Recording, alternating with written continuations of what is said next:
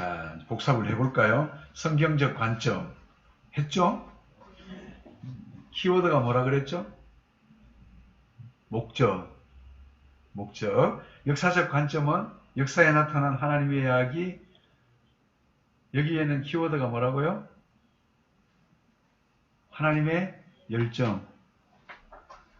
뭔가 이렇게 탁 던지면 뭔가 하나를 딱 키워드가 그걸로 딱 보여져야 되죠. 그죠? 전략적 관점의 키워드는 뭐죠? 지혜. 제가 제대로 못 가르쳤는데. 이 세대를 위한 하나님의 이야기. 이 세대를 위한 하나님의 이야기. 이 세대 안에서 세계선교를 이루어가기 위한 전략. 거기엔 뭐가 필요하다고요? 지혜가 필요하다고요. 오늘 문화적 관점을 하게 될 거예요. 선교사들과 복음을 들은 교회와 성도들이 이 구원의 메시지를 어떻게 들려줄 것인가? 우리가 말하려고 하는 바들이 아니라 복음의 진리를 그들이 복음을 오해하거나 왜곡시키지 않고 그대로 하나님이 전달하시고자 원하시는 구원의 진리에 맞도록 그들의 문화와 관점에서 전달할 수 있을까? 이게 중요하죠. 그렇죠? 그래서 이 관은 키워드가 뭘까요? 겸손이에요. 겸손이죠. 뭐 겸손이라는 게 여러분 겸손을 어떻게 정의하는지를 모르지만 겸손은 이제 하나님과 피조물 사이의 관계예요. 하나님은 우리를 창조하신 창조주세요. 맞죠? 그리고 예수 그리스도는 우리를 위하여 십자가에서 피를 흘려주시고 우리를 구속하신 주님이세요. 우리는 그의 피로 용서함을 받은 용서함 받은 죄인이에요. 맞죠? 그분은 주인이세요. 우리는 종이에요. 그분은 스승이세요. 우리는 뭐죠? 제자예요. 아멘? 이게 겸손은 뭐냐면 바른 관계성의 설정에서 자기의 위치와 역할을 잘 감당하는 것이 뭐냐면은 겸손이에요. 그러나 이런 경우도 있죠. 왜 겸손이 문화적 관점에 있어서 키워드냐? 어느 문화나 교만은 불필요한 문제를 만들고 수용되지 못하도록 한 사람이나 그 그룹이 그 안에서 수용되지 못하는 저항을 만든다고 해요. 그렇죠? 그러나 겸손한 사람은 어느 곳에서나 어떤 문화에서나 어떤 분위기에서나 수용이 되잖아요. 아닌가요? 저희 집 사람하고 제가 이렇게 자주 다투었던 내용 중에 하나는 뭐냐면은 제가 이제 목사이기도 하지만 말을 잘하잖아요. 저희 집 사람도 꽤 말을 잘했는데 저를 만나고 나서는 입을 닫아버렸어요. 근데 어떨 땐 제가 무슨 이야기를 하다 보면 이렇게 이야기를 논리적으로 딱 이야기를 해요. 그러면요 획 돌아앉아 버려요. 왜 돌아앉을까요? 제 말이 틀렸을까요? 아니면 제 말하는 태도가 그 사람에게 수용되지 않는 걸까요? 어떻게 알았어요? 당신 말이 다 옳다는 거예요. 그러나 말하는 꼬라지를 보기 싫다는 거예요. 여러분 그럴 때 있어요 없어요? 부부 살아가다 보면 막 이런 일이 비일비재해요. 그래, 그쵸? 시집 식구들이 다녀가고 나서 당신 왜 이렇게밖에 안 해? 어떻게 보면 좀 신경을 좀 더 세는데 부족함이 있었어요. 그래, 그거 한 3일 지나고 나서 여보 다음에 누가 오거든 그때 좀 이거 좀 더 신경을 써서 잘 섬기면 얼마나 환대받는 느낌이 좋을까? 이렇게 하면 좋잖아요. 잊혀질만 할 때 새로운 분위기 속에 가고 나서 뒤통수에다가 그죠? 시집 식구들 가고 나서 바로 집에 들어가서 기분 나쁘다고. 그럼 할 말 다 해보세요. 다음날 아침에 밥을 하고 싶겠어요? 그래, 네 말 다 오라. 그렇지만 말하는 네가 꼴보기 싫어. 그래서 네 말도 싫어. 사람이 감정의 동물이에요. 그쵸? 그렇기 때문에 진리를 들고 간다 그러지만 우리가 그 태도의 문제에서 복음을 전달받아야 될 섬김의 대상들에게, 그죠? 겸손치 못한 교만이 드러났을 때 메시지는 고사하고 메신저가 잘못되어 있기 때문에 메시지가 전달이 안 되는, 그죠? 그죠? 뇌를 잘 연기해야 돼요. 그래서 여러분이 오늘 이 내용을 우리가 다루게 될 거예요. 그죠? 문화를 이해하고 문화적 차이를 피부감 있게 느끼고 효과적인 선교사회라는 어떤 선교사이고 어떤 역할을 해야 되는가. 그러면 타문화권에서 하나님께서 복음의 진리와 비밀을 깨달을 수 있도록 하나님이 미리 작업해 놓으신 건 없을까? 있어요. 나중에 좀 설명할까요? 문화적 변화를 위하여 선교사는 어떤 역할을 해야 될까? 그죠? 악한 문화가 있어요, 없어요? 악한 문화가 있어요. 그 문화를 변혁시키기 위하여 선교사는 어떤 역할을 해야 될 것인가, 이런 내용을 맺는 거예요. 그러니까 선교사는 가서 복음만 전하면 되지라고 생각하는 것 자체가 단순하단 말이죠. 지난번에 우리가 배웠던 것처럼 우리 선교 사역을 계량적으로 설명하기 위하여 E 스케일이 있고 P 스케일이 있다는 걸 배웠죠. 이반젤리즘 스케일이 있고 피플 스케일이 있다는 거 배우셨죠? 일반 선교가 있고 전도가 있고 일반 선교가 있고, 그죠? P2P, P2, P3, 그 다음에 E2, E3가 겹쳐지는 고도의 정말로 너무 다른 문화와 교회가 있지만 그 교회로 들어올 때 잠정적인 개종자들이 너무도 심각한 문화적 충격을 느끼는 그런 라스트 프론티어 미션이 있단 말이에요. 이해됐죠? 그래서 선교사의 역할을 좀 더 잘 이해하고 그 선교사로 준비되고 선교사를 이해하고 섬길 수 있는 훈련을 해야 된다라는 것이죠. 그죠? 그래서 타문화권 한 사회를 이해하기 위해서는 문화를 이해해야 되는데요. 그죠? 문화를 이해해야 돼요. 한 사회가 가지고 있는 독특한 행동 방식과 개념이 통합적으로 그 혼재된 게 바로 이제 문화다, 그렇게 이야기하죠. 그죠? 그죠? 여러분 물어보세요. 옛날에는 이제 이런 생각입니다. 옛날에는 이제 비즈니스, 당신은 어떤 비즈니스를 하세요? 이렇게 물어보면 사업하는 사람들까지 나는 문구점합니다. 나는 뭘 팝니다. 뭐 팝니다. 이렇게 이야기했어요. 요즘 예를 들어 사람들이 비행기 타고 가도 물어봐요. 이제 물어봐요. 당신 잡이 뭐예요? 이런 말을 안 물어봐요. 당신 비즈니스를 어떤 비즈니스 하나? 이렇게 물어봐요. 그럼 내가 선생일 수도 있고 교수일 수도 있는데, 아니 비즈니스. 그럼 비즈니스라는 말이 이미 전 세계에 옛날에 직업을 대신하는 단어로 바뀌어졌단 말 아니에요? 그럼 문화적 트렌드를 잊지 못하면 기분 나빠요, 안 나빠요? 나 대학 교수인데 내가 무슨 장돌빼기가 나보고 뭐 비즈니스 한다고 그러고, 옛날에는 그 농공 행상이 있어가지고, 이거 어려운 말이죠? 있어가지고, 아니 무슨 가 쓰고 글 쓰는 사람은, 시 쓰는 사람은 무슨 선비고, 그죠? 농사하는 사람도 그래도 농자 천하지 대본, 이거 말 있죠? 농자는 천하지 대본이라. 농사가, 그 다음에 뭐예요? 장사하는 사람들은 이거 완전히 이거 뭐예요? 천한 사람으로 얘기했단 말이에요. 내가 지금 한국 역사를 이야기하는 여러분들이 나한테 대하는 태도가 느낌이 완전히 뭐지? 일본 사람이 와서 일본 이야기를 하는 것처럼 그렇게 많은 걸 보여요. 맞죠? 그 이제 비즈니스라는, 주여 바이생교의 모든 성도들에게 정성원 목사가 가진 공감 능력의 200%를 주시기를 축원합니다. 그래야 함윤길 목사님이 목회하시기가 수월할 것 같고 설교를 하거나 강의를 할 때 힘을 받을 것 같습니다. 이런데도 엇박질 해가지고 또 다시 한번 아멘 딱 맞춰주세요. 아멘. 아멘. 추임새가 딱 맞아 떨어져야 뭐가 생겨요. 자, 행동 양식. 문화를 이해하기 위해서 행동 양식이 있어요. 무엇을 행하는가 보면 그 문화가 있죠. 그죠? 무엇을 행하는가. 가치관, 무엇이 좋은가, 무엇이 최선인가, 이게 이제 가치관이에요. 무엇이 참인가, 이걸 고민하는 것이 믿음이에요.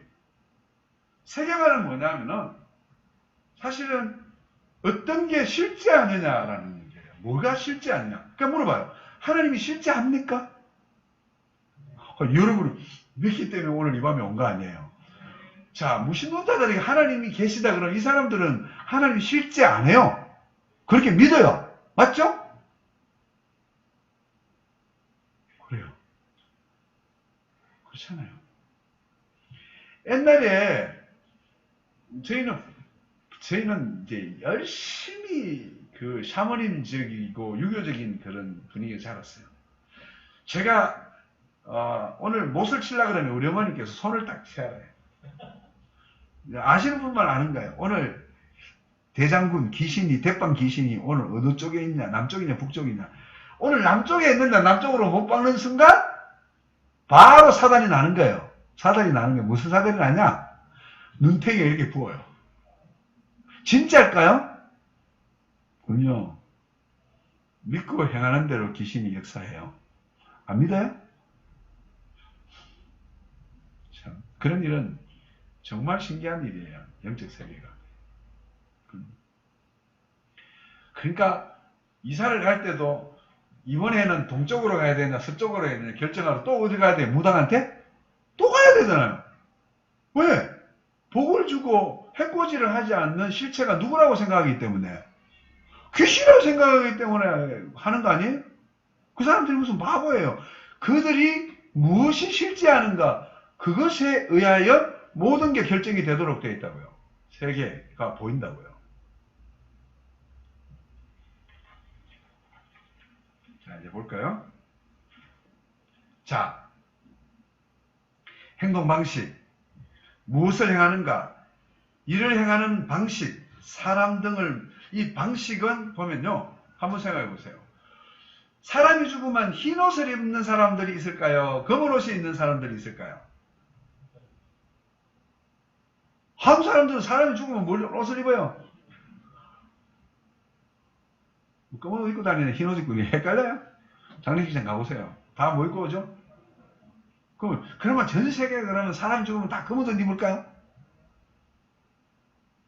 뭐 아는 것 같아. 무슨 옷을 입을까요? 흰 옷도 입어요. 그쵸? 다르다고요. 그러면 흰 옷 입는 사람들, 사람이 죽었는데 흰 옷을 입는 사람들끼리 모였어요. 그럼 그 문화가 다르다는 거고, 검은 옷 입는 사람끼리 모였어요. 그럼 뭐 행동이 다르잖아요. 그쵸? 다른 거죠. 이해돼요?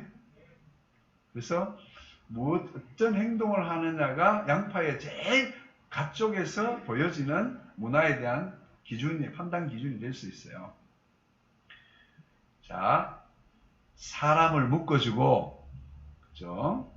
그 다음에 일을 행하는 행동 방식.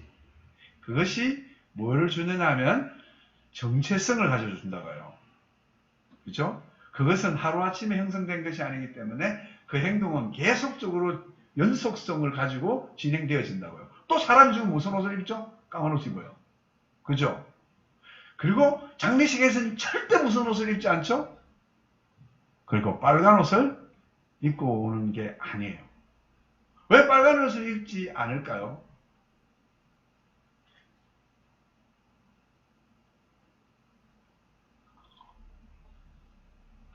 빨간 옷은 입기 싫어요? 빨간 옷은 영광이에요. 슬퍼해야 되고 축하하고 경화하고 높아지는 영광스러운 거는 붉은 카페트를 깔죠. 한국도 붉은. 근데 오늘 슬프고 곡해한다는 날에 빨간 걸 입고 온다. 이거는 상식 바뀌게 해야지다. 그렇죠? 그렇죠. 근데 예를 들어 이렇게 생각해 보세요. 까만 옷을 입었는데 속살이 다 드러날 만한 옷을 입고 갔다.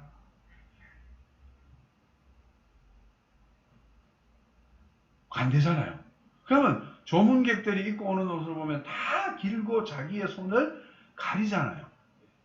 일본을 가보세요. 일본 사람들이 아무리 더워도 정전한 사람들은 다 무엇을 입고 있죠? 와이셔츠를 입고 있죠.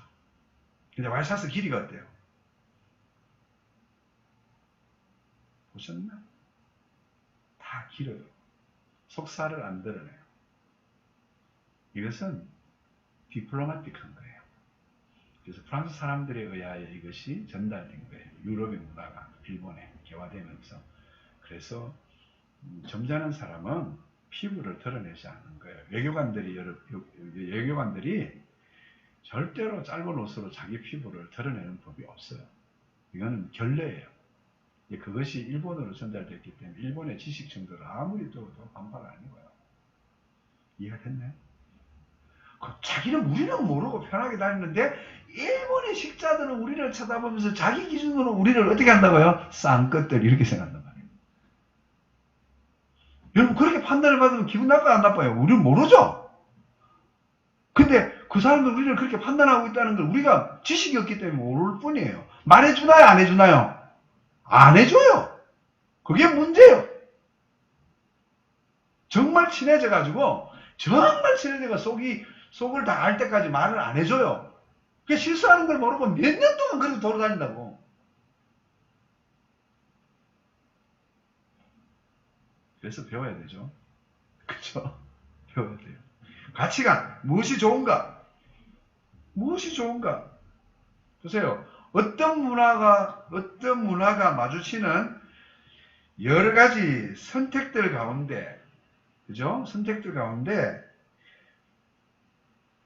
사람들 대다수가 선택지 중에서 어떤 것을 선택해요. 거기에 뭐가 있느냐 하면, 더 가치가 있다라고 믿는 기준이 분명한 거예요. 이해됐죠? 그래서 그것을 가치가 있는 거예요. 자, 보세요. 범죄에 대한 문화적 평가를 한번 해볼까요? 이제 가장 심각한 죄가 뭘까요? 살인. 누가 그랬어요? 살인. 맞아요. 살인. 그럼 전 세계가 살인이 제일 무서운 죄일까요? 아니면 뭔데 그러면? 아니 누가 그랬어? 아니. 아닌 거 맞아. 그렇게 재밌잖아요. 자, 보세요. 서구 사회는 제일 우리가 서구 사회잖아, 서구 사회. 그러니까 살인, 강도, 간음, 납치, 사기, 폭력 요 따라 형량이 다 결정되죠? 그죠? 폭력 해봐야 정가 몇십 번 해봐도 가봐야 1년, 2년 폭력 그렇게밖에 안 돼. 사기죄, 금융, 사기 해가지고 해봐야 3년. 법을 잘 모르겠는데 길어봐야 몇십억을 해먹어도 5년 더 이상 안 살아. 그죠? 근데 죽였어. 이거는 말이 안 되는 이야기지. 그러면 심각하지 않은 순서대로 올라가요? 그럼 파푸뉴기니아 내려가요. 파푸아뉴기니아. 파푸아뉴기니아 어딘지 아시죠? 그냥 파푸아뉴기니아, 인도네시아 동쪽의 끝에 파푸아뉴기니아에 있어요. 근데 자 거기에 있는데 그게 가장 밑에 심각하지 않은 죄는 살인이에요. 그 종족 집단에서 제일 엄청난 죄는 뭐냐? 분노예요. 불친절과 분노예요. 너무 다르지 않아요? 왜 이럴까요? 여러분, 파푸아뉴기니아의 종족사회 안에서 서로가 수천 년 동안 죽이고 죽는 거기 때문에 밤에 막 습격하고 죽이는 건 너무 일상이야. 그죠? 머리 따서 갖다 걸어놓는 거. 그런데 무슨 살인이 그렇게 큰 죄면 이 사람들한테 아무 일도 안 되는 거야. 근데 동족 간에 서로를 공동체 집단에 막 결속이 너무 든든해. 맞죠? 살아남으려면. 그런데 서로 불친절해. 서로 미워해. 그럼 공동체에서 용납되겠어 안 되겠어 이거? 어떻게 알았어 그거 용납 안 되는지? 보세요. 예수님께서 뭐라고 말씀하셨어? 예수께서 이르시되 형제를 노하는 자마다 뭘 받는다고? 심판을 받는다고. 오늘 여기 살아남은 사람 한 사람도 없어. 다 심판을 받아야 돼. 근데 여러분 이거 읽을 때 좀 문화적으로 안 읽을 때는 아이고 너무 심한 말씀하시죠. 저거를 파푸아뉴기니아에 있는 현지인들이 읽을 땐 당연히 형제에 도하는 자는 지옥을 가야지. 아멘? 아멘? 이게 너무 다르잖아요. 그쵸? 너무 다른 거예요. 근데 보세요. 이것도 개인차도 있어요. 개인차도. 어떨 때는, 뭐, 일본 사람들은 문화적 차이가 있는 게, 한국 사람들은 성적인 문제에 너무나 민감해요. 그래가지고 뭐, 국회에 나왔다 그러면 무슨, 터졌다 그러면, 성문제 터졌다 그러면 그건 안 되는 거야. 일본 사람들에게는 활복자사라는 가장 심각한 명예훼손이 뭐냐면 도둑질했다는 말이에요. 물질적으로 깨끗이 못했다. 남의 돈 도둑질했다. 정직성에 타격을 받을 때 그 정직성에 우리는 성적 문제라고 해야지 일본 사람들은요 돈이에요. 다르죠? 그렇죠? 그럼 지금 우리는 지금 돈 문제 때문에 우리가 우리가 지금 일본하고 싸우는데 일본 사람들 우리를 이해할까요? 못할까요? 아니, 우리 돈을, 한일 청구권 협상으로 끝났다고 이야기하는데, 미쓰비시, 일본 제철권을 지금 소송해가지고 돈을 가져간다.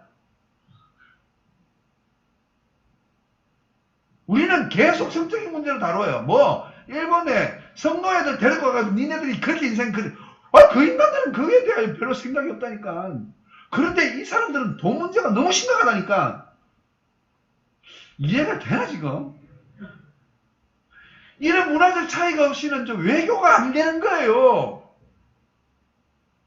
서로가 감정이 상할 대로 상하는데, 돼요? 이제 이해됐어. 빛이 왔어. 내가 너만 보고 할게. 자매 이름이 뭐야? 너만 목사님 딸이에요? 아니? 누가 딸이에요, 목사님 딸? 저기 있나? 아이고, 정말 내가 이제 빛을 봤다. 너만 보고 할게. 자네만 보고 할게. 자, 이제 뭔가 이제 느낌이 왔어요. 믿음. 무엇이 참인가? 이거는 학습에 의해 공유된 가치예요.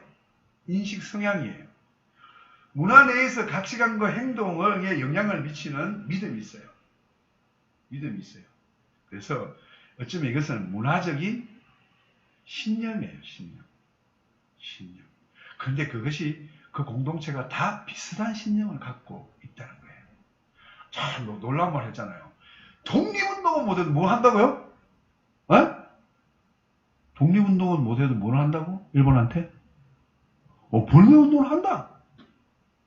여러분, 이게 웃기는 거예요. 자, 보세요.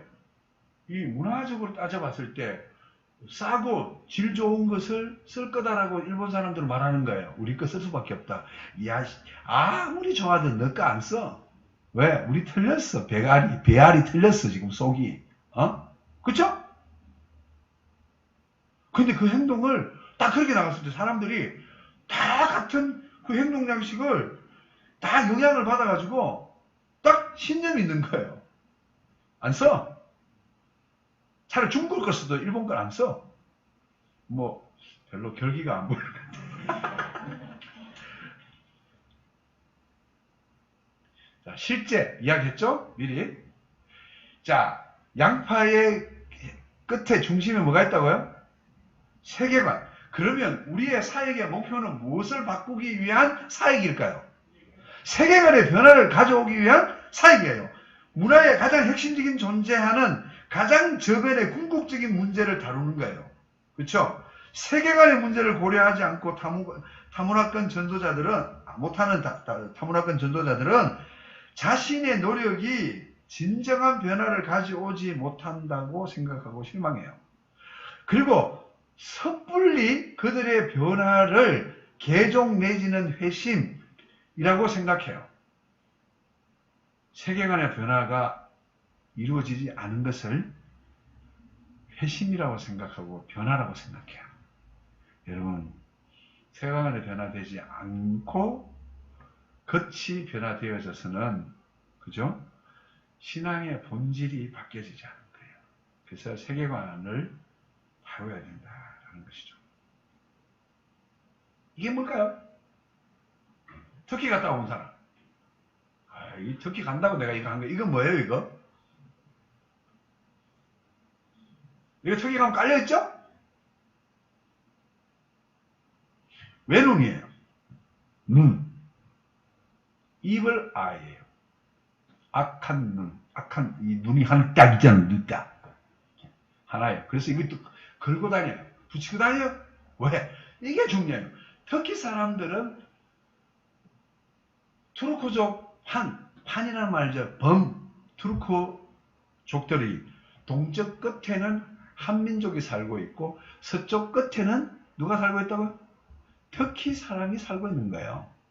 그래서 투르크족들이 서쪽에 있는 투르크족인 터키 사람들이 동쪽 끝에 남아있는 우리 한민족을 향하여 형제들이라고 부르는 거예요. 축구하다 3-4위 해가지고 우리가 져준 것처럼 해가지고 막 터키 어근에서 그런 게 아니고 아시겠죠? 그래서 오스만 터키 그 이후에 1차 대전 지금은 소강 상태이지만 판투르크니즘 범투르크 민족주의가 전 세계를 지배했던 거예요. 집에 가서 공부 좀 해보세요. 그죠? 그런데 비슷해요. 자, 제가 결혼을 했어요. 근데 우리 집 사람이 한 날 저하고 1년, 2년 가까이 연애해가지고 반대. 제가 저 시골 산골 개척교회 담임 전도사였거든요. 그러니까 이게 사람 꼴이 말이 아니죠. 별로 꼴이 좋은 개척교회. 그래서 우리 집 사람이 우리 시집을 안 보냈어요. 근데 시집을 왔어요. 같이 하는데 이제 얼마나 힘들어요. 전도사 생활 때. 아침 새벽 4시 20분 넥타이 메고 나가면 저녁 11시가 돼도 얼뚱말뚱. 우리 사람이 집에 기다리다가 한날 날 보고는 전사님 저 이뻐요. 신혼인데 뭐 이뻐요. 그러니까 우리 사람이 당연히 이쁘죠. 안 그랬는데 결혼했겠어요?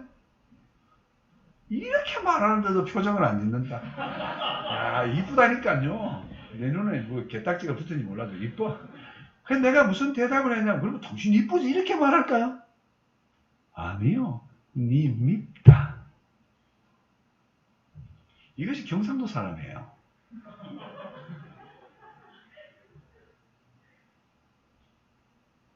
우리 사람 이걸 너무 스트레스 받아가지고.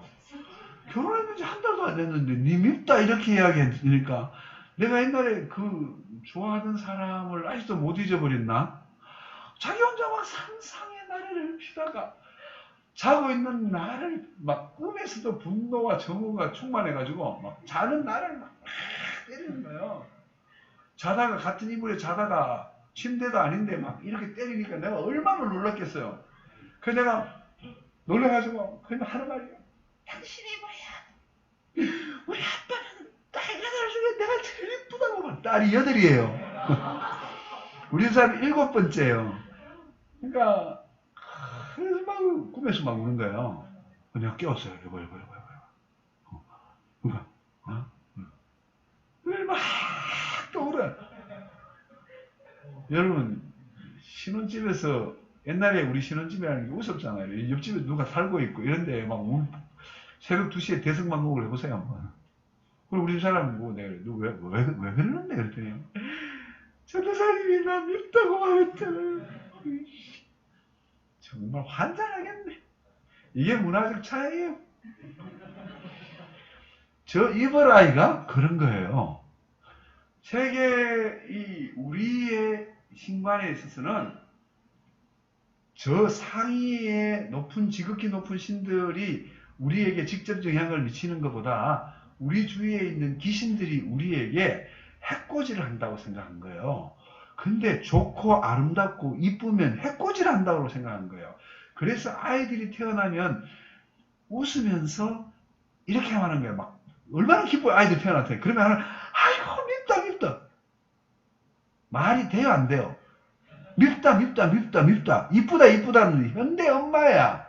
옛날에 우리 시대에 우리 할머니 시대 다 아이고 보세요. 언어를 말하잖아. 내가 바디랭귀지를 말하잖아요. 입술로는 버벌랭귀지는 뭐라 말해요? 그냥 밉다고 말해요. 그러나 그 안에 버벌랭귀지 안에도 톤이 있잖아. 뉘앙스가 있고. 알아들었죠? 그리고 지금 바디랭귀지로 뭐라고 해요? 내가 웃고 있잖아. 그럼 기쁘잖아. 그 내가 당신한테 말할 때 밉다. 인상 쓰면서 밉다 그랬어. 가만히 기억해서 그건 아닌데 웃으면서 놀리는 것 같았잖아. 놀리는 게 아니고 밉다라고 말하면서 너무 사랑스러워서 제가 밉다 이렇게 말한 거야. 왜? 어릴 때부터 들었던 게 너무 걱정인 순간에는 그 이쁘다 이야기하는 게 아니야. 그 귀신이 들을까봐. 여러분 이 문화로 시집온 3대째 예수 믿는 우리 주자는 알겠어 이거? 모르죠? 그런데 이 교회의 세신자반의 장로님, 5대째 예수 믿는 장로님을 여기서 세신자반 관리를 맡겨놓으면 그 심정을 이해하겠단 말이에요. 이해돼요? 이게? 저게 터키에 저게 있단 말이에요. 그래서 저걸 붙이고 있으면 저 귀신들이 저 한눈 때문에 사람의 눈이 두 개야 될 거 아니야? 그죠? 한눈이 빵 뜨고 있으니까 귀신들 놀라가지고 도망가라고 저 붙이고 다니는 거야. 알긴 아는 게 지금. 알았어요? 그러니까 또 저걸 뭔지도 모르고 들고 와가지고 또 온데 그 방구석이야. 아무튼 걸어놓고. 그럼 문화를 알아야 뭘 할 거 아니야. 그쵸? 이해됐죠? 터키의 사람들과 우리의 기본적인 정서는 샤머니즘적인 정서 안에 있다. 이해됐습니까? 자, 문화의 개념. 자, 복잡한 학습된 행동의 양식, 인사법. 안녕하세요. 진지 드셨어요? 옛날에 요즘 밥 먹는 사람, 밥 드셨어요? 묻는 사람은 내가 10년 동안 한 사람도 못 들었냐. 아침 드셨어요? 이런 거. 옛날에는 뭐예요? 전쟁 터지고 배고프고 다 하니까 진지는 드셨어요? 모르죠? 요즘 뭐 진지 드셨어요? 묻는 사람이 있어요? 아무도 없어요. 행동 양식이 뭘 말해요? 문화의 개념 안에 있는 거예요. 나라 인사법이에요. 야, 여러분, 왼손으로 인사하는 나라 있어 없어요? 잘 없어요. 만약에 모슬렘 사회에 가가지고 왼손으로 인사해도 손 내밀을 때 왼쪽잡이라고 그 순간 다 파장이에요. 왜? 왼손은 뭐 어떤 소리이기 때문에? 예, 화장실 가는데 쓰는 손이기 때문에 절대로 안 되는 거예요. 그쵸? 그 다음에 개념이 있어요. 경험을 통하여 마음속에 이미지가 있어요. 예를 들어 간단하게 생각해 보세요. 여러분 만약에 삼각형을 딱 갖다 놨을 때 공통적으로 느끼는 느낌이 있죠. 아, 뾰족하다. 그죠? 밑변은 짧고 위로 쫙 쏟아보니 날카롭다. 불안하다. 이런 느낌 다 들죠? 그쵸? 안 들어? 그쵸? 나무, 색상. 저건 가시나무네. 금방 알죠? 족색, 초록색. 어이, 편안하다. 빨간 색깔을 보고, 힘이 온다. 이런 사람을 봤어요? 그런 거 없어요. 자, 이 산물이 있어요. 인간의 생각과 행동의 결과.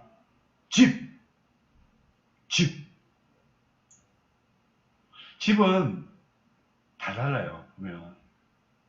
보세요. 옛날에 우리나라 집 지어놨는 거 보면 정말로 거기에는 뭐가 있어요? 인간의 생각과 행동의 정말로 산물이에요. 저는 그런 거 잘 보거든. 우리나라에 종갓댁들이 많이 있죠. 유명한 그 종갓댁들. 그 집 구조를 어떻게 만들었는지 이유가 다 있습니다. 그리고 보세요. 길을 만들 때 보세요. 길을 보세요. 사거리를 만들 때 있지만 옛날에 대구 같은 도시들은 다 방사형이에요. 유럽에 가보세요. 진짜 중요한 도로들은 사거리일까요? 오거리일까요?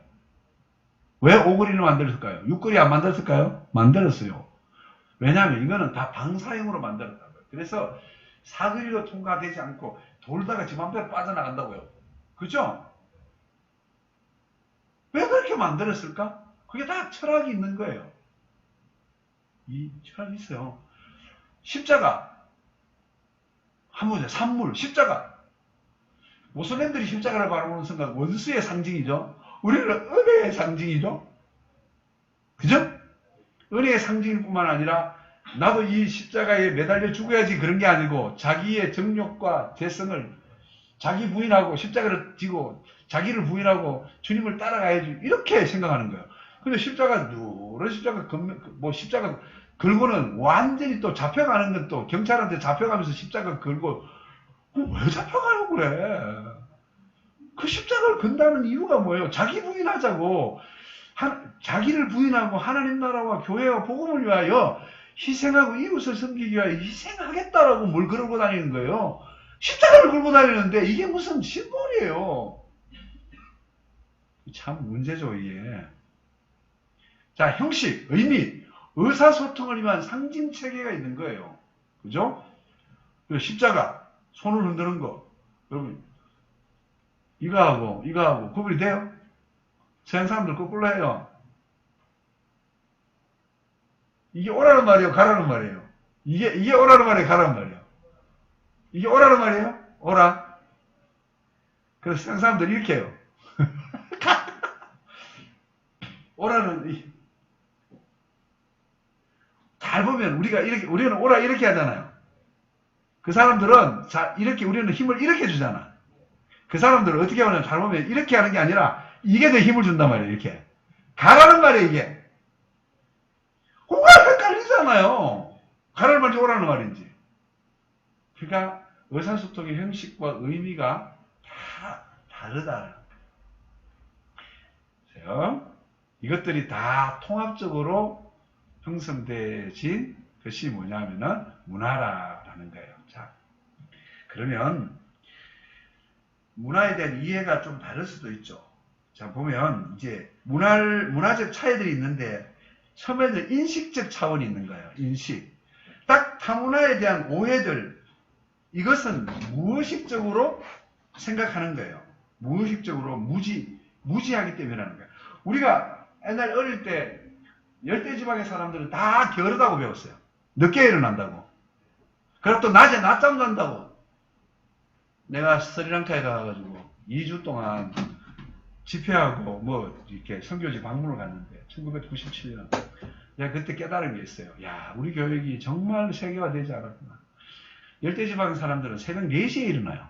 더우면 일을 못하기 때문에 일찍 일어나가지고 물 뿌리고 다 하고 밥 먹고, 우리 일어날 때는 그 사람들은 이미 다 학교가 있어. 사람이 없어. 그리고 그 사람들 일찍 돌아와. 그러고 나서는 또 점심을 우리 점심 먹고 정신 차려가지고 밥 먹으려고 그럴 때 그 사람들 다 낮잠 자고 있어. 왜? 너무 뜨거워서 효율성이 없기 때문에 자고 있어. 그걸 쳐다보고는 게으르다고 말해. 우리가 만약에 그 사람처럼 낮잠 안 자고 그렇게 돌아다니고 같이 일어나다 보면 3년 돼가지고 다 병 걸려 죽어. 여러분, 습도가 80%가 넘는데 온도가 40도가 넘는데, 인도에 이런 말이 있어요. 3월달에 30도, 4월달에 40도, 5월달에 50도, 6월달에 60도. 자야 돼, 안 자야 돼?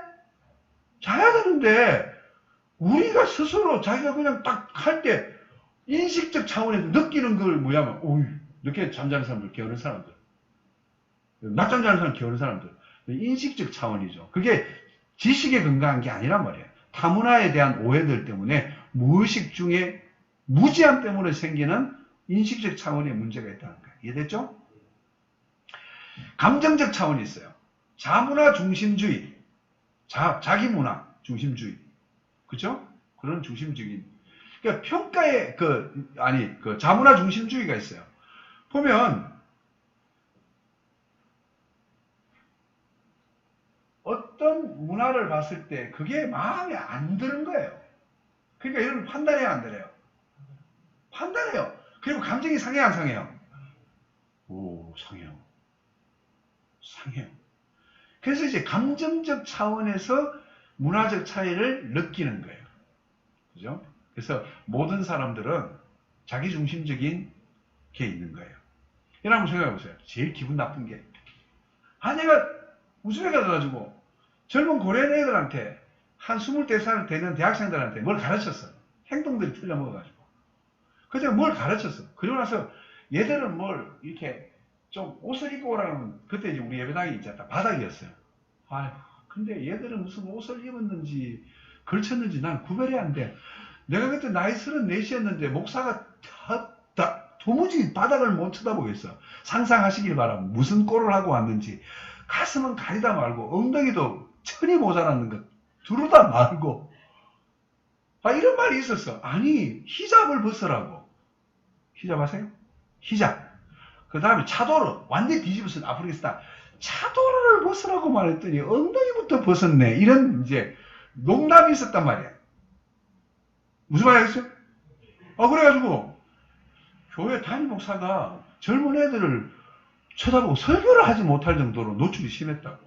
그래가지고 결국은 이 대안을 해결하기 위하여 교회 오실 때는 이런 모양으로 와주세요. 이렇게 그림을 그려서 붙이고 하고, 이런 그림은 아니되옵니다라고 또 붙여놓고,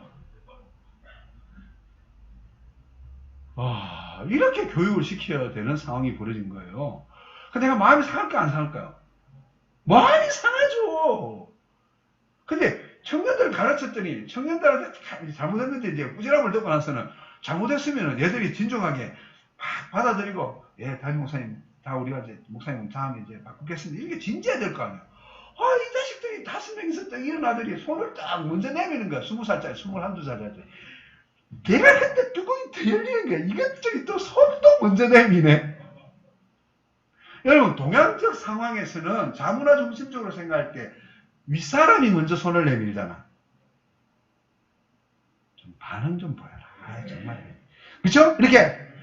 그러면 여러분, 담임 목사님이 지금 젊으신 담임 목사님이시지만, 아무리 그렇지만 중학교 2학년이 이렇게 내밀면 담임 목사님 기분 좋겠어요? 자식, 지금 가정교육을 어떻게 받는다, 지금. 모르겠네. 이렇게 생각할 거 아니에요.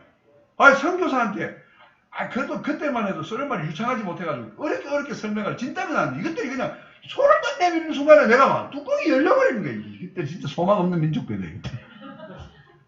여러분, 근데 이것이 자문화 중심으로 해석됐다는 것을 언제 깨달았을까요? 조금 지나서 알게 된 거예요.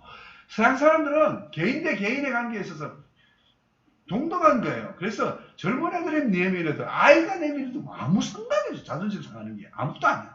근데 나는 엄청 자존심을 상한 거예요. 장미 유세를 지켜야 되는 거예요. 이렇게 손을 문드는 거예요. 여러분, 이게 그러니까 감정적 차원에서 마음이 상하잖아요. 안 상해요? 상해요. 평가적 차원. 문화가 다른 걸 딱 보다 보면 아무리 말을 안 하고 싶은데 말을 나와야 안 나와요. 왜 이렇게 지저분한 거야? 왜 이렇게 냄새가 나는 거야? 왜 이렇게 더러워? 왜 이렇게 못 사는 거야? 이렇게 막 튀어나오죠. 그럼 성급한 상대의 판단을 해서 상대 문화의 좋고 나쁨이라는 게 있을 수 있어요? 이건 아주 어려운 말이에요. 반성경적, 비성경적이 있을 수 있지만 문화의 좋고 나쁨의 기준을 누가 정한 거예요? 그러니까 자문화 중심으로 있으니까 평가를 하는 거예요. 눈이 앞으로 달려 있으니까. 그렇죠? 맞죠? 그렇죠? 여러분, 밥을 손으로 먹는 게 깨끗하겠어요? 숟가락으로 먹는 게 중요하겠어요? 여러분 보세요. 인도 사람하고요, 서양 사람하고 둘이 밥을 먹고 있어요. 인도 사람은요, 바나나 잎을 딱 깔고요. 그 다음에 카레를 딱 놓고요. 손으로 탁탁탁탁 먹는다고요. 그쵸? 근데 저 서양 사람은 저 앞에서 접시 위에다가, 그 스테이크를 다 서면서 포크하고 나이프하고 또 버터 바르는 것까지 다 갖다 놓고 여러 개 무기를 막 갖다 놓고 종류대로 갖다 놓고 먹고 있다고. 서로에 대한 판단이 서로 다른 거예요. 아이고, 저 더러운 손으로 먹는다. 또 인도 사람은 저 사람 뭐라 하냐. 아이고, 누가 썼는지 숟가락도 모르고 불가촉 천민들이 먹는 건지 누가 먹는 건지도 모르는 저 더러운. 자, 서양 사람들은 이것이 손가락에 있는 균으로 생각하는 거예요. 그죠? 생물학적인 균으로. 그런데 도구를 사용하면 깨끗하다고 생각해요. 그런데 이 인도 사람들은, 서양 사람들이 도구로 쓰는 거 뭐냐면은, 이 도구가 누구에게 잡힐지 모르잖아요. 그렇죠? 이게 지금 뭐 불가촉 천민들이 먹는 건지, 이거 달리트들이 먹는, 구별이 안 되는데, 저거 구별되는 무기를 써야 되는데, 이거죠. 성숙의 개념이 있는 거예요. 이해가 돼야 돼요. 병균이 맺있는가 중요하지 않고 성속이 더 중요한 거예요. 이게 지금 속되냐 거룩하냐 말이에요. 이러고 있는데 둘이 있는 거예요. 그게. 그리고 하는 말이 뭐냐면 이렇게 생각해요. 더럽지. 뭐가 더러워요. 내 손은 내 혼자 빨아요. 그쵸? 아무리 막 쪽쪽 빨아도 내 손은 내 무기로 내가 관리할 수 있어요. 그러나 식당에 수천 개 되는 저 숟가락, 그 포크와 나이프는 내가 관리가 안 되고 통제가 안 되는 거예요. 그러니까 인도 사람들은 기금을 하는 거예요. 이해가 되나요? 카레를 먹을 때 다 손을 드시려고. 그죠? 이제 우리가 선교사로서 타문화권 사역을 할 때 먼저 생각해야 될 관찰적 상황이 있어요. 근데 문화라는 이렇게 양파처럼 큰 껍질 안에 계속 되어 있는 게 있죠. 그 안에 보면 삼각형, 성삼위, 거룩한 입장으로 성삼위예요. 성경의 문화, 하나님께서 인류를 지으실 때 거룩한 문화를 창조하도록 인간에게 죄 없는 상태에서 인간을 만들고 생육하고 분성하고 문화를 창달하라고 만든 거 아니에요. 그렇게 봤을 때 저것은 어떤 문화 안에서도 통용되어질 수 있는 성경적 기준의 문화, 이것을 말할 때 초문화적 관점이라고 그래요. 초문화적 교훈. 그렇죠? 부모를 공격하라는 말은 초문화적 교훈의 교훈 아니에요. 죄송해요. 이건 서양 교훈은 아니고 동양 교훈이 아니에요. 초문화적 교훈이에요. 그런데 우리가 한국 사람이기 때문에 자문화 중심 틀에서 벗어날 수가 없어요. 그걸 벗어날 수 없어요. 그래서 선교사 훈련을 시킬 때 자문화가 어떤 문화인지를 훈련시켜요. 당신들 유교 중심의 문화, 불교 중심의 문화, 이것들이 다른 문화의 사람들이 당신들을 봤을 때 권위주의다라고 말하고 나이를 따지고 어떤 소속감을 따지고 학연을 따지고 이런 거 안 맞다. 말하는 거예요. 당신이 목사다, 뭐 평신도다 이런 거 따지는 거 서양 사람들은 웃긴다 그러고 다른 거. 그래서 우리가 뭘 생각해야 되냐면은 해석을 해야 돼. 그 관찰 안에서 초문화적 교훈을 찾아야 돼. 성경 안에서. 그래서 성경은 보세요. 우리가 성경을 볼 때 66권을 볼 때 수천 년 동안에 이루어진 문화적 산물이에요. 거기엔 하나님의 계시가 들어있지만 히브리 문화 안에서 헬라 문화 안에서 쓰여졌던 책이에요. 맞죠? 맞잖아요. 그렇기 때문에 그 안에는 성경의 문화 안에는 초문화적 교훈도 있지만 상대적으로 뭐도 있어요. 다른 문화의 틀을 가지고 온 것도 있어요. 제가 어제 아래 우리 누님이 세례를 받았어요. 세례를 받으러 갔는데 이 교회는 브레드린 처치예요. 형제교회, 형제교회. 처음 들어봤나요? 형제교회? 이 사람들은 교회를 갔더니 아이고 갑자기 면사포를 쓰고 있는 거예요. 개신교인데도. 그쵸? 그 면사포를 쓰고 있으면 이상해야 안 써야 돼. 요즘 캐톨릭도 면사포 그 선택 옛날엔 다 썼어요. 여자들. 요즘 여성들 그 선택지예요. 한번 생각해 보세요. 왜 고린도 교회에 왜 이게 여자들에게 뭘 씌웠죠? 면사포를 수건을 쓰라고 했잖아요. 그게 성령적 명령입니까? 아니면 문화적 상황에서 건덕을 위한 겁니까? 어떻게 알았어? 상당히 수준이 높은 질문인데. 이거 성경적으로 그런 게 아니에요. 그럼 여기 있는 자매들은 전부 다 범죄한 거예요, 지금. 근데 고린도 상황에서는 안 쓰면 이건 심각한 거예요. 그 다음 이야기 너무 길기 때문에 한 목사님에게 여쭤보시기 바랍니다. 그래서 초문화적 교훈을 가지고 다른 문화 안에 갔더니 다른 문화의 예형적인 모양은 어떤 거예요? 네모예요. 그쵸? 그 네모 안에 뭐를 심어야 된다고요?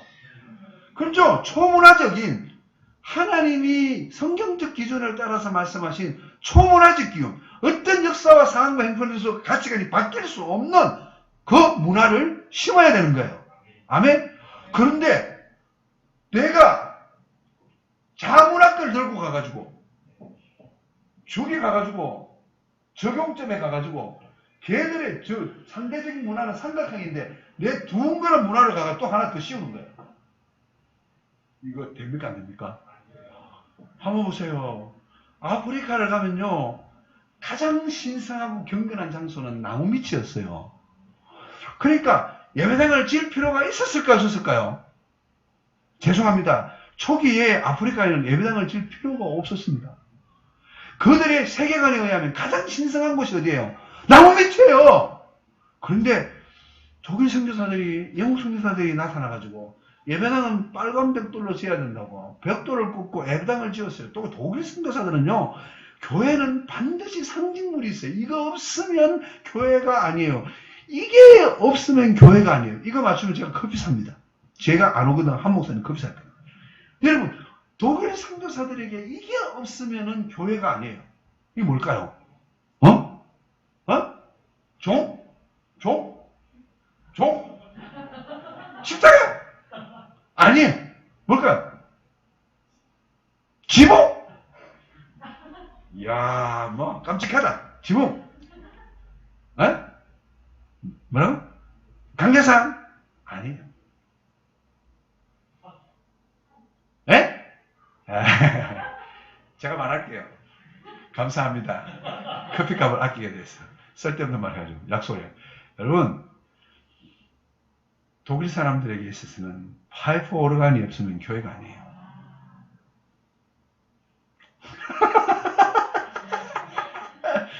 그래서 아프리카까지 갈 때 뭘 들고 갔을까? 파이프 오르간을 들고. 열대지방 인도에 갈 때도 저 스리랑카에 갈 때도 뭘 들고 갔을까? 파이프 오르간 들고 온 거예요. 야, 이해가 돼요? 이해돼? 이해가 안 돼? 그 시간은 그게 정상이었다니까? 누가 파이프를 오르간을 쳐야 돼? 그러니까 할 수 없어서 슈바이처도 배워서 간 거야. 신학자이며 의사이며 음악가인 파이프 어떻게 해? 교회는 당신이 뭘 해야 된다고? 피아노도 괜찮다 야. 발까지 네 발을 흔들면서 옥타브 3개를 만들어가지고 아이고 여러분 이게 지금 세계관의 차이 아니에요?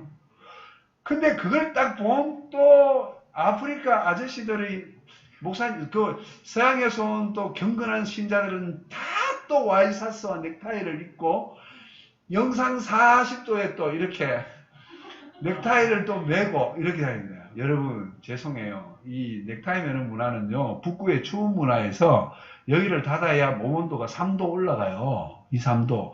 여기를 누르면 추워가지고 이렇게 하다 보니까 이게 패션이 된 거예요. 아프리카에서는 열어야 되는 거. 그쵸? 가난한 교회와 부자 교회의 차이가 뭔지 아세요? 이런 카라 없는 티셔츠를 주는 교회는요. 그냥 재정이 부족한 교회예요. 진짜로 품격 있는 교회들은요. 아무리 아이들한테 싸구려를 줘도 여름에는 다 이 길 있는 걸 주는 거예요. 됐거나 말거나. 이해가 돼요? 여기 이만큼 딱 쳐버리잖아요? 그러면 여기 온도가 2, 3도 뜨거워져요. 알았죠? 그래서 여기를 판 아이들이 덮으면 어떻게 하라고요? 죄송해요. 내가 그렇게 하라는 게 아니고 덥다는 게 아니고 이렇게 열고 다니라고요. 그러면 여기서도 다 식어요. 그래서 보세요. 우리는 아무것도 모르고 있는데 알 사람은 다 판단하고 있는 거예요. 그렇죠?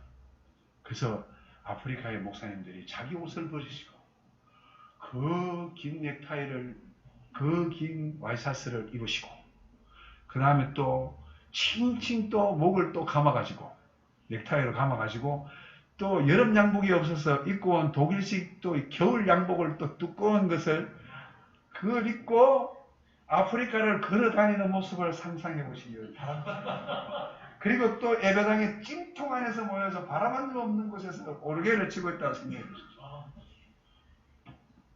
소리가 나는 거야. 여러분 이렇게 훈련이 안 되면 정말 피선교지 성도들을 괴롭히는 거예요.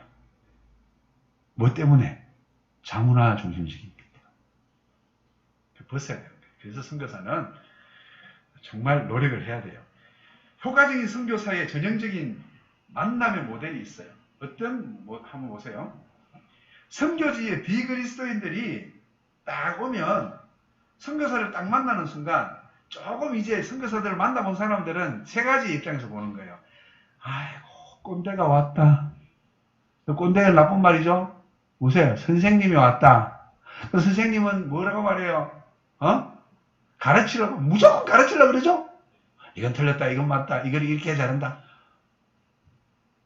아이고 고등문화에서 고등문명에서 왔다고 잘 사는 데서 왔다고 디그리 학위도 받아왔다고 계속 뭐예요? 가르치려고. 이세 선교사를 만나면 막 선생님이야. 나쁜 말로 뭐라고요? 꼰대. 아이고 저도 그 짓을 많이 했을까 많이 했죠. 그리고 항상 또 많은 것을 경험했어요. 세상에 여러 군데 가봤고요. 그러니까 아는 게 많아. 또 아는 제품들 여기에 정수기가 있으면 얼마나 좋겠나 이런 것부터 시작해가지고 아이고야, 이게 지금 비가 억수같이 퍼붓는데 이 진흙바닥에 빠져가지고 이거 야 그 무사도 그러냐겠는데 타이어 사막에서 달리는 타이어 없냐? 이래가면서 왜? 차가 모래에 잘 빠져요. 사막 타이어 있을까 없을까요? 미국에 있어요. 아이고 정동 타이어 깔면 얼마나 웃겨. 이런 소리가 하는 거야. 그러니까 내가 뭘 들고 오는 건 다 우리 집에 가보면 별의별 신기한 물건들이 너무 많아. 그 내가 뭐예요? 완전히 비즈니스맨, 장사꾼의 시장에 마켓에 뭐라고요? 예, 판매원이에요, 판매원. 그런 관점에서 저를 보는 거예요. 그래서 학생과 선생에서 이제 판매자와 구매자, 너에게 나는 팔 것이 있다. 항상 진기하고 항상 최신식 모델을 너에게 팔 게 있다. 여러분 이렇게 생각하는 것처럼 보여진다고 말이에요. 그리고 또요, 법정의 판사와 피고인이에요. 나는 이런 기준에 보니까 이 문화는 틀렸고 당신들은 틀렸고 고쳐야 되고, 여러분 이렇게 계속 관계가 이렇게 되니까 현지인들이 참 우리를 쳐다보면서 겸손한 걸 느끼겠어요? 아휴, 조금 배웠다고 저렇게 저러냐? 아휴, 진짜 진짜 말로 먹을 걸 좀 주니까 더러워서 참나. 이러고 라이스 크리스찬 쌀 줄 때는 교회 오고 쌀 안 줄 때 교회 안 오고.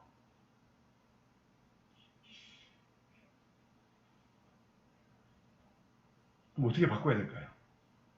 예수님이 저 하늘나라에 내려와가지고 만약에 학교 선생으로 만나면 나는 너희들에게 가르쳐 줄 것이 너무 많다. 그렇지 않고 주님 말씀하시면 수고하고 무거운 짐 진자들아 다 내게 오라. 나는 마음이 겸손하고 온유하니 내 무게를 메고 내게 배우라. 그리하면 너희가 뭘 얻는다고요? 힘을 얻는다. 겸손과 온유를 말씀하신 거예요. 왜 우리는 그들에게 무거운 짐을 줍니까? 그죠? 파이프 오레간을 막 갖다 놔라 그러지. 예배당 앉지도 되는데 나무 밑에서 시원한 바람으로 예배당 들으면 되는데 지 만족을 위해서 왜 예배당을 짓습니까? 빨간 예배당. 요즘 또 예배당이 다 들어와야 되는데 문화가 바뀌었대 또. 그래서 이런 선교사는 타문화권 사역을 배우지 못하면 이런 큰 실행착오를 겪게 됩니다. 그럼 우리가 선교사 역할을 어떻게 해야 되냐? 첫 번째, 배우는 사람이에요. 그렇죠? 배우는 사람.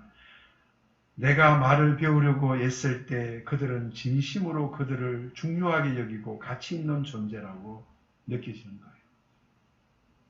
그렇죠? 여러분 외국 사람들이 여러분들이 와가지고 체코 사람들이 여러분들이 와가지고 그죠? 여러분한테 한국말로 더듬거리는 말로 설명하려고 어디를 물으면 기분이 좋아 안 좋아요? 그 우리 민족을 얼마나 존중했으면 저기 와가지고 저 서양 사람들이 고쟁이가 여기 와가지고 한국말로 막 말하려고 저렇게 하면 여러분 수용이 되잖아요. 수용이. 그렇죠? 배우는 사람이 돼야 돼요. 아까 거꾸로 뭐라고 아까 가르치는 사람들이라고 그랬죠? 선생? 그럼 뭐가 돼야 된다고요? 배우는 사람. 그래서 말은 겸손함과 존중이에요. 아니? 상대를 존중해요. 정보교환자. 현지인들과 살면서 겪는 경험담과 인생의 교훈들을 나눠요. 예를 들어 이럴 때는 감정이 필요한 거예요. 그죠? 감정. 자기 스토리가 텔링이 필요한 거예요. 저는 불교 집안에서 태어났습니다. 저는 이렇게 목당을 쳤습니다. 근데 이런 날이 이렇게 돼서 이렇게 인생이 바뀌고 주님이 이렇게 만나가지고 내가 보고 이렇게 경험. 이거는 내 혼자 경험하는 것이면 나 자신의 경험은 절대적인 경험이에요. 맞죠? 그럴 때는 그 사람이 틀렸다 맞다 얘기할 게 없어. 그래서 자기 현지인들과 살면서 자신이 겪은 경험담과 인생의 교훈들을 잘 스토리텔링을 해주는 거예요. 선교사가 다른 나라 사람이기 이전에 똑같은 인생의 경험을 경험하면서 상실을 경험하고 부모의 죽음을 경험하고 자기 아이들을 키우면서 겪었던 눈물과 좌절들 때로는 그죠? 실패의 경험들을 나눠주잖아요. 같이 울까요? 안 울까요? 같이 울어요. 잘난 거 자랑이가 뭐하게. 못난 걸 자랑해야 공감대가 형성되지. 아멘? 이야기꾼이어야 돼요. 이야기꾼. 틀렸다, 맞다, 틀렸다, 맞다. 이건 해, 이건 하지 마. 이거 뭐야? 내가 법관이에요. 아, 그러지 말고, 뭘 하라고요? 이야기꾼. 이야기꾼. 그리스도를 만난 이야기부터 내가 왜 일을 행하는지, 우리 가족이 왜 여기 오게 됐는지, 우리 아이들을 키울 때 왜 이것이 중요한지. 제가 우리 아이들에게 바나나를 사주지 않습니다. 여러분, 아이들에게 바나나는 상징성이 있어요. 노란 바나나를 보면 아이들은 왜 그렇게 좋아할까요? 무슨 노란색이 환장하는 색깔인가요? 아이들은 다 바나나만 보면 그렇게 좋아해요. 그죠? 그 바나나를 안 사주는 아버지를 생각해 보세요. 안 사줬어요, 제가. 왜 안 사주냐? 바나나 1kg가 바나나 1kg가 저 에콰도르에서 배에 실려서 레닌그라드부터 실려가지고 타시켄트까지 올 때까지 그 값이 얼마나 뛰느냐면은 이거 너무 제일 비싼 과일이에요. 근데 이런 과일이 왜 시장에 가면 제일 높은 데 달려있을까? 애들이 다 환장하도록 안 사줬어. 왜 이거 사주면 안 되는 이유가 있어요, 이게. 아니, 현지 직원들은 $100 주면서 5인 가족에 바나나 2개에, 바나나 1개에 $3야. 놀라지도 않니? 바나나 그렇게 비싸. 바나나 내가 뭐 돈이 없어 바나나를 안 사주는 게 아니라 양심이 가책이 돼서 안 사줘. 현지인 5인 가족 한 달 생활비 100불 주고 지 자식 입에는 바나나 하나에 바나나 한 묶음에 $3짜리 사주는 게 사람이에요, 그게. 사람 아니에요. 사람 아닌 것 같아? 사람 같아? 헷갈리지, 여러분도? 자식을 생각하면 사주고 싶고, 한편을 생각해보면 어때요? 그 내가 안 사주는 이유를 이야기한 거예요. 우리 아버지가, 우리 아들이, 그걸 바나나를 돈을 바꿔가지고 내가 우리 전도사님 봉급하고 다 주고 나서, 이 바나나가 이만큼이야. 내고! 너 내고! 한국 가면 사! 여기 절대로 안 돼! 내고! 아이들 내고 드림. 내고? 안 사줬어. 왜 안 사줘? 현지인들은 100불 주고 지 자식한테는 200불짜리 내고 사주고. 되겠어요, 이거? 안 돼요? 나는 아버지 노릇하고 싶어. 나도 능력 있는 아버지야. 자식의 소원을 들어주고 싶어. 내가 이런 고민을 이야기할까 안 할까? 다른 사람한테 다 하면 미친놈 되는 거야. 진짜로. 왜? 레고가 250불이라는 소리를 듣는 순간 다 자빠져 버리기 때문에. 그렇지만 우리 전도사들에게 이 이야기를 할까 안 할까요? 왜 해? 내가 합니다. 눈물 흘리면서 해요. 근데 우리 아이들이, 아버지, 내가 이렇게, 야, 불라직 집에 아버지하고 다 봐라. 6인 가족 아니냐? 돈 바꿨지? 다 바꿨어. 야, 바나나 값 이만큼이야. 내고는 이만큼이야. 이거 이만큼이야. 이거 한 달 살아야 돼.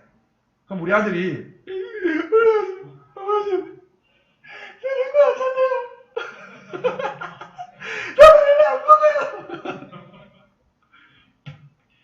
한 달 과천이 제가 집이에요. 과천 6단지 슈퍼마켓에 도착해서 앉은 전에 우리 아들이 들어가자마자 슈퍼마켓에 껌사로 들어갔다가 바나나 과일집 앞에 서는 바나나 다발 있잖아. 이만 다발. 지 머리 2배 되는 걸 끌어안고는 아빠 여긴 타시켄트 아니야. 아빠 나 바나나 먹고 싶어. 에이 바나나 한 다발에 6,800원. 한 다발씩 안겨준 거예요. 나중에 먹다가 너무 걱정해. 배 터질까봐. 그런데 평상시에 잘 먹고 있던 사촌, 우리 사촌 오빠하고 사촌들, 걔들 몇 끼들어 또? 바나나 막 뜯어가지고 같이 먹는데 막, 얼마나 잘 먹는데. 내가 이런 이야기를 다 해준다고.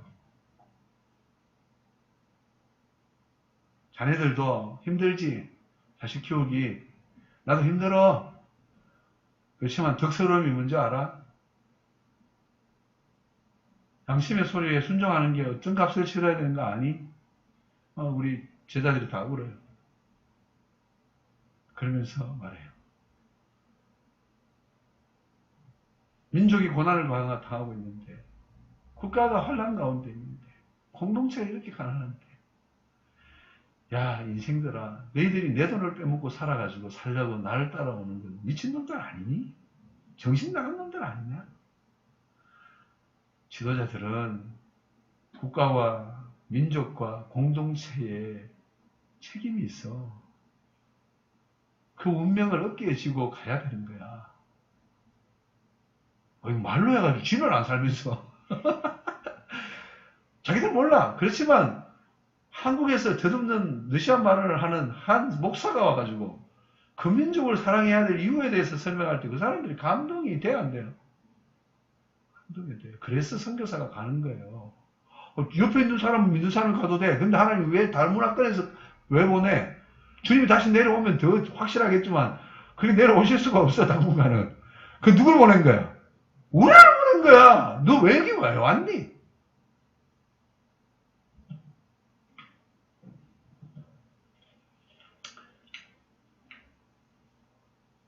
우리 목사님에게 탁월한 스토리텔링의 연서가 임하기를 주 예수 이름으로 축원합니다.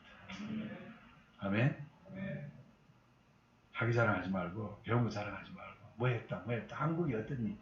한국과 같은 베트남에 무슨 상관이 있는데? 아무 상관이 없어. 문화적인 그리스도인의 문화적 평가 방법. 첫 번째는 뭐냐면 상대 문화를 이해해야 돼요. 그죠? 두 번째 자신의 문화를 이해해야 돼요. 그죠? 그 다음에 각 문화의 장단점을 파악해야 돼요. 그쵸? 그 다음에 약한 요소들을 바꿔줘야 돼요. 그쵸? 자, 먼저 충분한 정보에 근거하여 상대방의 문화를 바르게 이해해야 돼요. 아까 이야기했죠? 절대적인 진리에 근거한 성경적 문화가 있다고요. 아멘? 그 기준을, 에센스를 딱 알고 있어야 되는 거예요. 그렇죠? 복음을 전하는 상대의 문화와 자신의 문화를 함께 연구해야 돼요. 자기 문화를 알고 가야 돼요. 그렇죠? 어떤 측면에서는 유교가 우리를 망하게 한 것들이 있어요. 그거 진짜 배워가야 돼요. 그리고 얼마나 우리는 딱 만나자마자 제일 먼저 묻는 말이거든요. 옛날에 고향이 경상도, 전라도, 순천도 뭐 이런 학교를 또 어디 나간다. 학교 왜 묻는데? 학교 또 그다음 또 이제 순서를 정해야 돼. 몇 년생인지 모르겠어. 이제 순서를 정해야 돼. 이거 불편해서 살겠어 이거. 그래 여러분 그래야 편하죠. 왜? 저 사람이 몇 년생이라니 형으로 부를까? 아우로 부를까? 빨리 순서 매김을 해야 되잖아요. 개인주의 문화에서는요. 결혼했느냐를 묻는 것도 실례고요. 종교가 뭔지 묻는 것도 실례예요. 몇 년생이냐 묻는 것도 더 웃기는 이야기예요. 왜 묻는데?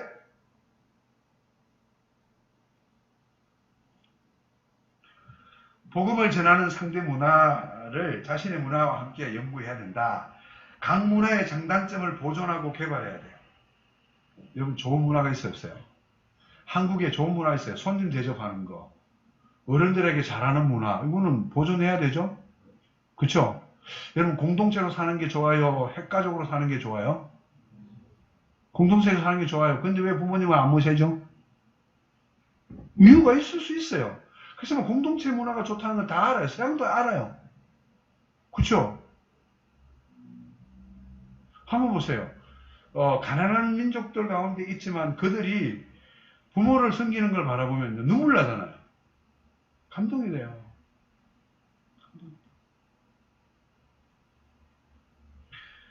제 역량 안에서 영향을 받은 악한 요소들을 바꿔줘야 돼요. 그죠? 예를 들어 보세요. 우리가 잘 아는 거지만 부모들에게 예를 들어 아버지에게 학대를 받거나 학대라는 말 이상해요. 학대와 아버지와의 관계에 있어서 아버지가 예를 들어 아버지의 역할이 역기능적인 아버지였어요. 그러면 하나님에 대하여 아버지라고 부를 때 가슴 속에서 뭐가 그 아버지라는 말이 절절히 나옵니까? 왜? 아버지와의 관계에서 부정적인 것이 하나님에게 투사돼가지고 아버지를 부를 수가 없는 거예요. 얼마나 비극적인 이야기예요. 그쵸?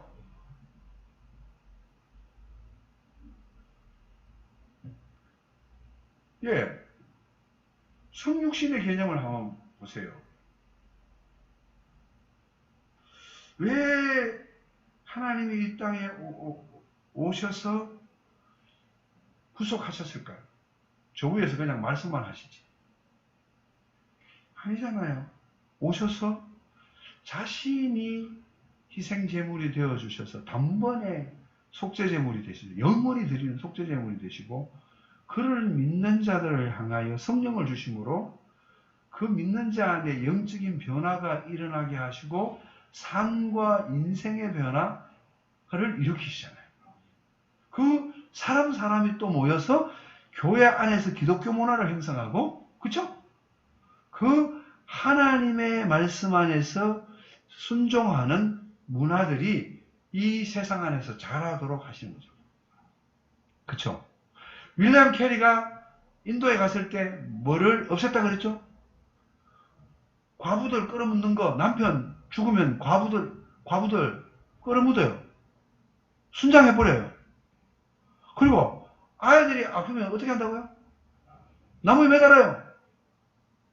나무에 매달아놓고 뜨거운 땡볕에 살 놈이 어딨어? 살 사람이 어딨어? 그 아이들이 다 죽지. 이게 유아육이에요. 얼마나 엄청난 제약이에요, 이것이. 이걸 고쳐야 돼, 안 고쳐야 돼? 고쳐야 돼. 우리 이야기 해볼까요? 우리 카라칼박 종족에게는 악습이 있어요, 악습이. 그 악습이 뭐냐면 칼럼, 지상금 제도예요. 딸이 태어나면요, 아버지는 막 춤을 춰요. 아들이 태어나면 곡을 해야 돼. 왜? 평생을 돈을 모아야 자식을 장가를 보낼 수 있기 때문에.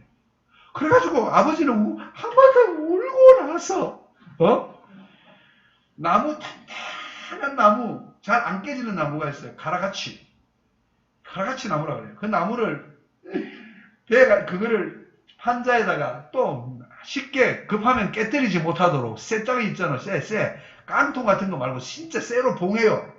왜? 여러분 플라스틱 재검통은 항상 깨질 위험이 있다. 언제도 찢든지 뭐 깨든지. 그래 못 깨도록 막 튼튼한 걸 만드는 거예요. 어떤 경우에도 이거를 깨뜨리는 순간 자식은 뭘 못 간다고? 장가 못 간다. 그래서 돈을 모아요. 근데 이 칼럼이라는 제도는 유목민들에게 있어서 사회보장제도예요. 전쟁을 하도 많이 치기 때문에 남편이 죽으면 아내는 남겨진 자식들을 키워야 되는 거예요. 그렇죠? 모계사회란 말이에요. 뭐라고요? 부계사회가 아니라 뭐라고? 모계사회. 그래야 종족이 생존하는 거예요. 그렇죠? 근데 아무런 지참금이 없이 여자가 만약 남편이 나가가지고 양치를 갖다 죽거나 그 다음에 전쟁을 나가 죽어버리면 가정이 다 어떻게 되죠? 파탄 나는 거예요. 애들 다 죽어야 돼요. 굶어서. 그래서 뭐를 해요? 지참금. 금가락지도 만들고 은가락지도 만들고 뭐도 하죠. 여기 치렁치렁 다리에 매는 거 별의별 것들을 다 선물로 주는 거예요. 알겠어요? 그런데 말이죠. 이게 지참금 제도가 전쟁도 없고 유목민의 사회에서 평안한 시대가 되겠어요. 이 문화는 악한 문화가 되어가기 시작하는데 사회보장제도가 아니라 아버지의 방탕한 술값이 되고 맞죠? 그래서 딸을 파는 거요.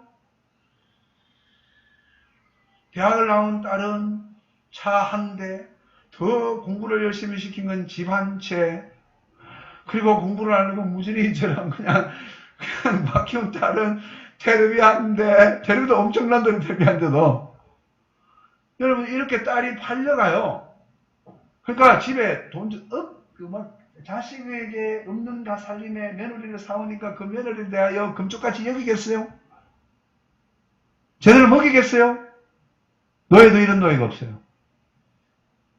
그러니까 학대도 이런 학대가 없어요. 그러니까 이 가정이 며느리가 옛날에 우리는 태교라는 게 있잖아요. 태교. 여러분 임신을 하기 전에 아이를 갖기 전에 마음 상태와 몸의 상태와 영혼의 상태 관계들을 깨끗하게 하고 맞죠? 그렇게 해서 이 아이가 정서적으로 육체적으로나 모든 것이 건강하게 태어나도록 태교라는 걸 했다고요. 아니 남의 집에 끌려와가지고 말이야 노예도 아닌 노예에서 진짜 부엌대기가 돼가지고 억울함과 한스림과 또 사랑하는 또 누구를 놔두고 온 이 삼돌이를 놔두고 온 이 아가씨의 마음에 원한 맺힌 마음에 아이를 낳았어요. 잘 될 리가 있겠어요, 이거? 한번 생각해보면 잘 되겠어, 이거? 근데 고쳐야 될까, 안 고쳐야 될까? 고쳐요. 어떻게 고칠까요? 야, 이거 말이 안 되네. 뱃새가 칼칼하게 형제들이 세례를 받으려고 그럴 때 내가 반드시 물어볼까, 안 물어볼까요? 형제, 칼럼을 받을 것이며, 이제 세례 받기 전에 칼럼을 포기 못하면 세례를 줄까, 안 줄까요? 세례 안 줘요. 이건 악한 문화이기 때문에 없애야 되는 거예요.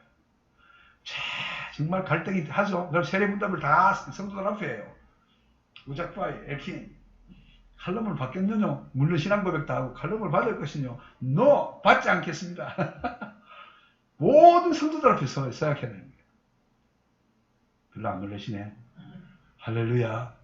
집을 포기하고 차를 2대를 포기했다니까. 이렇게 하면 어떻게 바꾸겠어요? 말이 돼요? 21세기 계명천지에 딸을 팔아가지고 술 먹고. 더 웃기는 건 뭐냐? 우리 성경 번역하는 형제가 있었는데 시집을 가요. 칼럼을 안 줬다고. 장가 들어가지고 아이가 4명이야. 5째 임신했어. 근데 장인어른이 와가지고 막 들고 패는 거야. 사이를. 그래서 또 끌고 가요.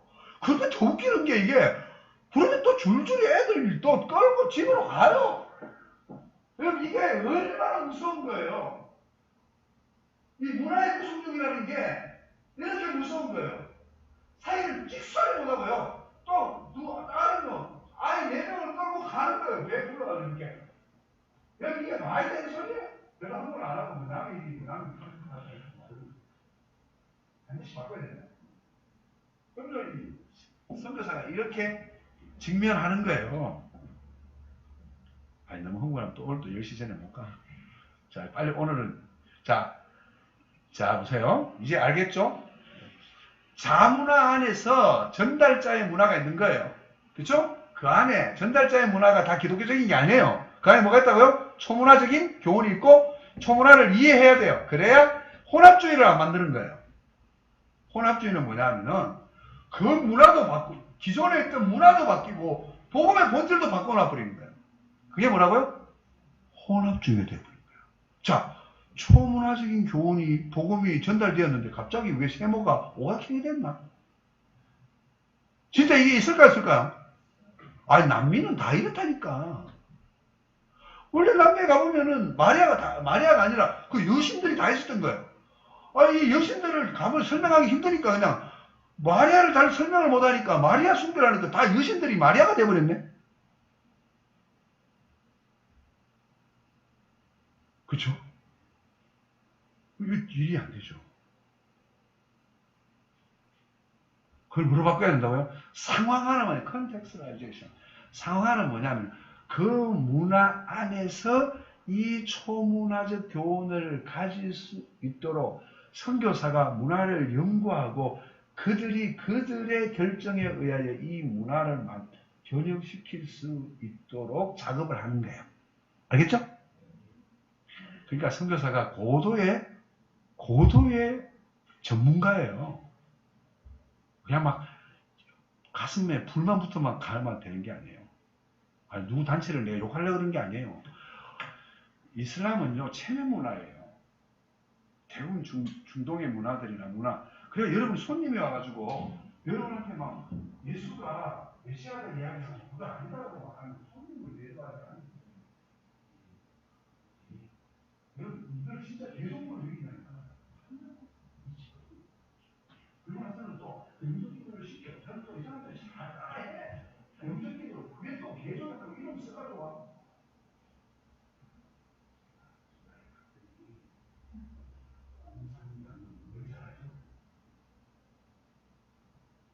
말을 안 하면 뭐예요? 공산당이에요. 일개가 공산당이에요. 말을 안 하면. 얼마나 세대교육을 시켜놨든지, 어디부터 암기교육을 시켜놨든지, 내가 개척했는지 얼마 안 됐는데 기도할 일이 있어서 기도를 시켰더니 나보다 기도를 더 잘해. 그러니까, 와, 우리가 모르는 사이에 저 영혼이 거듭나가지고 성령의 역사하심으로 저 깊은 것을 깨달았도다. 그게 아니라는 사실을 2, 3년 뒤에 깨달았어. 그들은 전적으로 말하는 문화에서 자라서 부끄러움에서 초등학교, 3살부터 유치원에 다녀서 3살이 되는 순간부터, 만 2살이 지나는 순간부터 국가에 위탁되어졌어. 철저한 공산주의 교육을 신앙처럼 배우고, 말 못하면 바보요. 그러니까, 목사들이 이야기하고, 누가 이야기하면 그대로 암기해서 다 집어넣고 스스로 다 애워서 기도할 수 있는 능력을 가진 사람들이 그 사람들이요. 우리는 그 사람들이 처음에 예수 믿었을 때 기도하려고 하면 너무 벌벌벌 또 강대성 기도하려고 그러면 막 애우고 익히고 막 가다 그래도 또 쳐다보면 까만 것은 글씨, 흰 것은 종이. 이렇게 살던 우리하고는 전혀 다른 문화에 살았다고. 그리고 이 사람들이 믿음이 좋은 줄 알았어요. 웬걸? 한 날 뭘 시켰어. 뭘 물건을 사오라니까. 자기 정직하다 그랬는데 정직하지 않는 거야. 그건 너무 고민이 돼가지고 사람 이름을 까고 내가 우리 선배한테 가서 선배, 저 사람이 자기는 정직하다고 말했는데 전혀 정직한 것 같지가 않아. 뭔가 좀 구린 게 있어. 그랬다는 말이. 네 그 말을 믿었나? 그래서 내가 그럼 믿지 안 믿어? 그랬더니 그 말은 이런 말이다. 내가 정직하다는 말은 나는 다른 사람보다 덜 해먹었다. 그 말이다. 해먹긴 해먹는데 다른 사람보다는 조금 덜 해먹었다. 이게 정직이다. 나는 이런 상대적 문화를 전혀 모르고 정직하다 그러면 100% 정직하고 시멘트를 사러 갔는데 시멘트가 안 와도 그게 정직인 거야. 여러분 이게 어쩐 일이 되는 거예요. 그러면 내가 뚜껑이 열릴까 안 열릴까요? 열려요. 그럼 내가 이걸 또 불러가지고 너는 왜 정직하지 않냐 이렇게 이야기하는 순간 나하고 지하고는 평생의 원수가 되고, 그죠? 여러분 필리핀어들, 인도네시아, 인도차이나 반도에 있는 체메 문화의 사람들에게 얼굴을 딱 대고 너 정직하지 않다 이러는 순간 바로 뭐 들고 온 줄 아세요? 칼 들고 옵니다. 보복해요. 이거 사망 선고예요. 그래서 속여도 속인다는 말을 못하고, 그죠? 여러분 선교사들이 얼마나 스트레스 받겠어요. 기도해야 돼요. 맞죠? 그래서 화병이 걸리는 거예요. 화병이 걸리는 거예요. 화병이. 안식년이 왜 필요하냐? 여러분 어떤 목사님들은 이렇게 말해요. 나는 25년 목회했는데 안식년 한 해도 못했다. 그래 내가 그러면 선교사로 부름을 받지 왜 그걸 했냐? 여러분 그 상황에서 그렇게 한번 당해보라고요. 깔딱깔딱 넘어가면서 5년 지나고 안식년 언제 오냐? 그것만 기다리고 앉았어요. 숨이 넘어가가지고 스트레스 때문에.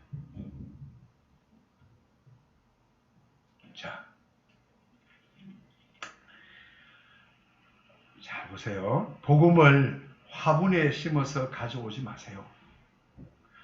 복음의 씨앗을 가져와서 우리 땅에 심어서 자라게 해주세요. 그쵸? 토양이 다르단 말이에요. 그게 복음이라는 씨앗을 가져와서 그 토양에 자라도록 해달라는 거예요. 그쵸? 이게 중요한 거죠. 그 다음에 혼합주의의 토착화. 혼합주의라는 이전의 의미, 새로운 의미 두 개가 모두가 다 상실해버려요. 상황하는 복음을 현지 문화에 맞게 표현하면서 복음의 의미를 그대로 보존해야 되는 선교적 작업이다라는 거예요. 개종과 예기치 못한 부작용이 일어나요. 실제적으로 아프리카의 한 지역에서 쓰레기를 하나도 없이 깨끗한 지역이 선교사가 들어가서 교회를 세우고부터는 완전히 이것이 실제 말로 막 쓰레기 더미가 되어버린 거예요. 아니 평상시는 깨끗한 예수 믿기 전에 깨끗한 동네가 왜 예수를 믿고 나서 왜 이렇게 쓰레기 더미가 되었을까요? 이 사람들이 이런 생각을 한 거예요. 더러운 것들에게는요 귀신이 붙어있다고 생각했는 거예요. 그러니까 될 수 있으면 더러운 건 다 모아다가 멀리 갖다 버리고 멀리 불태웠단 말이에요. 근데 알고 보니까 이 쓰레기들은 다 힘이 없네. 그러니까 주울 필요가 있어요 없어요? 치울 필요가 있어요 없어요?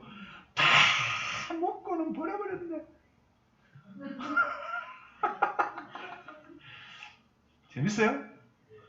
이렇게 예기치 못하는 일이 벌어지는 거예요. 여러분 생각해보세요. 일부 1차라고 이야기했는데 모슬렘에서 개종했어요. 내가 4명인데. 그쵸? 내가 4명이에요. 그러면 정말로 진심으로 회개한 개종자가 하나님 앞에 정직하게 살고 싶은 욕망이 있을까요 없을까요? 그러니까 처단을 놔두고 젊은 마누라들을 다 내보내버리는 거예요. 여러분 가부장적인 제도 안에서 살고 남편이 없는 아내들은 살아남기 위해서 몸을 팔 수밖에 없는 거예요. 여러분, 기독교가 들어가서 문화를 이해하지 못하고 가정을 다 깨버리고, 그죠? 그 경제구조를 이해를 못하고, 가부장적 제도를 이해를 못하고, 두 번째, 세 번째 아내들, 젊은 아이들을 다 내보내서 몸을 파는 여자들을 만들어. 이게 누구의 잘못이에요? 우리의 산물이요. 그렇죠? 저 재밌는 거 얘기해드릴게요. 그럼 집에 못 갈 것 같은데. 아프리카 지역의 쓰레기 이야기. 여러분 생각해보세요. 성도들이 딱 아프리카에 교회를 개척했는데, 첫 번째는 사람들이 잘 나와가지고 교회가 막 부흥이 됐어요. 한참 지나서 교회가 자꾸 성도들이 안 나오는 거야. 그럼 몇 년 동안 이제 성도들이 안 나오고 교회가 침체되는 거야. 그래가지고 해결할 것이 있나 싶어가지고, 그래서 이제 선교사가 너무 고민돼가지고 장로를 찾아간 거예요. 그 교회 장로 말고 부족의 장로를. 그래가지고 혹시 내가 여러분들한테 잘못한 게 있냐고 그랬더니, 왜 이렇게 교회를 안 나오고 주님께 열의가 식었냐고 그랬더니, 그건 주님께 열의가 식은 건 주님 때문이 아니고 당신 때문에 그렇대. 내가 뭘 잘못했냐고 물었더니, 당신은 식인종이래. 그 식인종? 내가 왜 식인종이라니까? 당신 집에 통조림이 있는데 생선이 들어있는 걸 열면 그 안에 생선이 들었고, 맞죠? 그리고 통조림에 고기, 육고기, 미트, 그걸 열면 양고기와 소고기가 나오지 않냐? 그래서 그런 거야. 근데 왜 당신은 애를 잡아먹냐 이거야.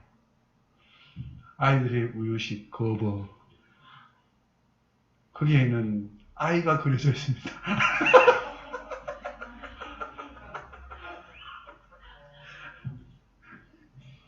우유식 병에 거버 아이가 그려져 있습니다. 여러분, 이런 상황입니다. 이해됐죠? 지금 끝이 없는 이야기죠. 신학적 자율성과 기독교. 먼저 인간의 지식에는 한계가 있다는 것을 인정해야 돼요. 그래서 선교사나 모든 현지교회 지도자들은 성령 안에서 민감함을 추구해야 돼요. 그리고 하나님께서 진리를 통하여 현지 성도들을 변화시켜 주실 것에 대한 기대를 해야 돼요. 그렇죠? 너무 선교사가 문화 변혁의 주체로 나서는 것은 효율적이지 못해요. 현지인들이 자기 문화의 문제를 깨닫고 그것을 고쳐갈 수 있도록 선교사는 촉진자의 역할을 하는 거예요. 그것을 결정하고 집행하는 사람들은 누가 된다고요? 현지의 성도들과 지도자들이 돼야 되는 거예요. 이해됐죠? 이런 꿈 같은 이야기를 자꾸 하고 있으니까. 자, 이게 개념 성취라는 게 있어요. 어려운데, 어려운 말, 이런 말이에요. 선교사가 다른 문화에 들어갈 때, 복음의 이질성을 최소화하고, 그죠? 최소화하고, 현지 문화에 익숙한 방법으로 복음을 전할 방법을 찾아야 되는 거예요. 그죠? 이게 중요해요. 그쵸? 얼마 전에 보니 세계를 가다에 세계 기행인데 필리핀 저 위에 보면은 북부 민다나오 저 위에 북부에 가면 여러분 세계 유네스코에 지정된 마을이 있어요. 계단식 논 있죠. 그런 거 아세요? 거기에 부족들이 있는데 이 부족들은 꼭 그게 있어요. 그 농사를 짓는데 농사를 져요. 그리고 농사를 짓기 시작해서 추수하기 직전에 뭐 하느냐면 이 볕단을 가지고요. 볕단을 가지고 사람을 만들어요. 그래가지고 그날 양 동네 마을에 사람들이 다 모이는데 뭐에 모이냐? 물가에서 모여요. 돼요? 사람의 모양을 볕단을 사람의 모양을 만들어가지고 안고는 다 어디 오느냐면요. 이제 마을에서 행진해가지고 물가에 만나요. 물가에. 동네마다 물가에 만나요. 물가에 만나가지고 제일 이제 뭐 하느냐면은 제일 먼저 하는 의식이 뭐냐면은 이 볏짚 있죠? 이 집단을 이거를 소리를 지르고 나서 이거를 물에 부족마다 던져요. 이게 뭐냐면요. 애군을 없애는 거예요. 이 마을에 임할 저주와 이 마을에 있을 때 모든 풍요를 깨뜨리는 어떠한 모든 요인을 인간의 형상으로 만들어서 그걸 집어 던지는 거예요. 물에. 그것도 어디 떠내려 보낸다고요? 그 상류에서 떠내려 보내는 거예요. 자, 복음을 전할 때 그리스도는 여러분의 저주를 없애기 위하여 그 뭐가 됐든 이름 들여버리냐. 그 볕단처럼 그죠? 묶여서 어디로 갔다 와요? 보이지 않는 곳으로 떠내려. 그 떠내려감으로 말미암아 우리가 평화를 누리고 나음을 누렸다고. 이렇게 해야 복음이 이해가 될 거 아니에요. 됐죠? 그래서 그런 관점에서 개념 성취는 좋은 모델이 되는 거예요. 그래서 사람들은 자기 문화 속에 있는 기존의 개념들이 복음 안에서 성취된 것을 발견할 때 반응하는 거예요. 자, 그 부족에게 그래, 배집단을 던지는 것이 우리에게 풍요를 가져오고 저주를 그 집단이 저주를 안고 물에 떠내려가므로 그죠? 우리에게 풍요를 가져오고 우리 관계의 부족들의 관계에 화해가 이루어지는 이런 거를 이야기했을 때 그 사람은 빨리 이해해야 된단 말이에요. 자, 그래서 그 개념이 그리스도 안에 성취되었다고 말해야 복음을 수용할 수 있는 거죠. 그래서 현대적으로 적용하면 핵심의 개념 성취가 수반될 때 구속받은 사람들은 자신의 문화 안에서 잠복해 있는 영적인 의미들을 깨닫게 되는 거예요. 아까 얘기한 것처럼 좀 어렵게 설명했지만 이제 그렇게 되는 거예요. 자, 성경적인 근거를 들어볼까요? 보라, 세상 죄를 지고 가는 하나님의 어린 양. 이렇게 할 때 이스라엘 백성들은 예수님 당시에 그죠? 보라, 세례 요한이 보라, 세상 죄를 지고 가는 하나님의 어린 양. 이렇게 하는 순간 이스라엘 백성들은 무슨 뜻인지 알아서 몰랐어요. 저분이 저분이 저주를 받고 인류의 죄를 담당해야 될 죽임을 당할 어린 양이다. 노뱀 이야기. 예수님이 그 노뱀 이야기. 모세가 광야에서 뱀을 든 것 같이 인자도 들려하리라. 무슨 말이냐 이게. 노뱀을 저주받아가 노뱀을 매다는 들이 다 병을 앓는 사람들이 그 불뱀에 물려가지고 쳐다보니까 다 나왔잖아. 그래서 인자가 조위에 매달려서 십자가에 매달려서 믿는 자마다 다 멸망치 않고 영생을 얻도록 한다. 이렇게 해야 돼. 아는 거죠? 생명의 떡. 아이고, 하늘로부터 떡, 만나를 먹었어. 그 죽었어. 그러나 너희는 하늘로부터 온 참떡을 받을 것이다. 그 떡이 누구라고요? 나는 하늘에서 온 생명을 주는 떡이다. 이렇게 이야기할 때 이해가 되는 거예요. 자, 그쵸? 자, 이제 구속과 저항이 있어요.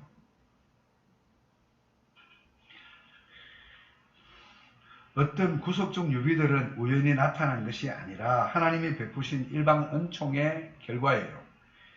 근데 원시 부족들이 개종 후에 갑작스러운 문화 충격으로 흔히 겪는 무감각적의 피해를 줄이고 막을 수 있는 내용이에요.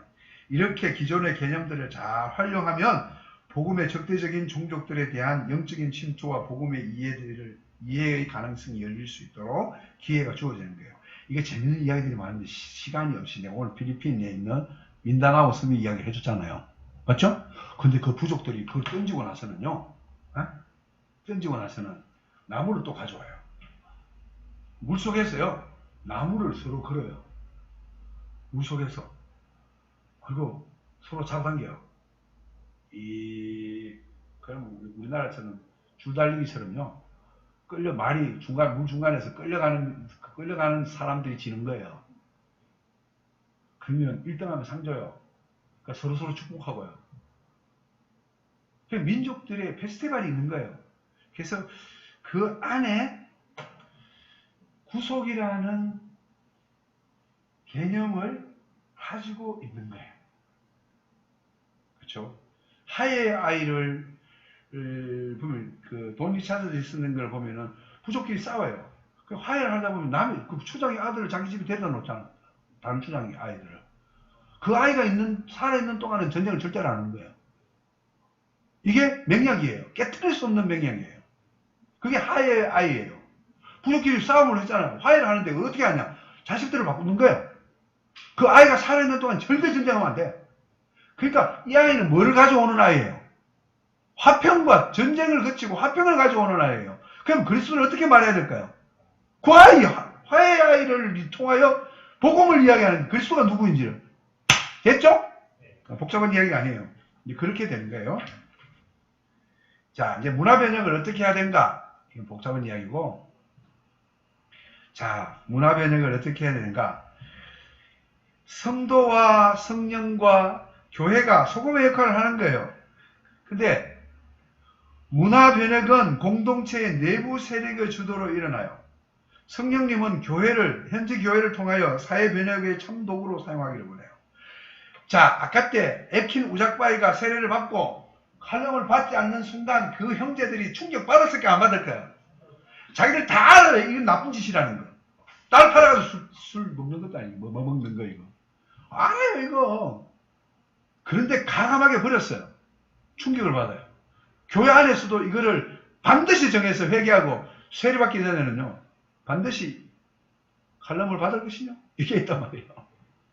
그래서 교회는 그 사회의 특징과 가치를 이해하고 적합하게 반응할 때 소금과 역할을 감당하는 거예요. 그래서요. 충격적이지만 이것이 성도들이 엄청난 비난과 가정 안에서 손가락질을 받았지만 이것이 참되다라는 것을 그들이 알아요. 그래서 교회의 관심과 마음을 집중시킵니다. 자, 그래서 문화의 변혁이 일어난다. 그렇죠? 문화의 변혁이 일어나요. 자,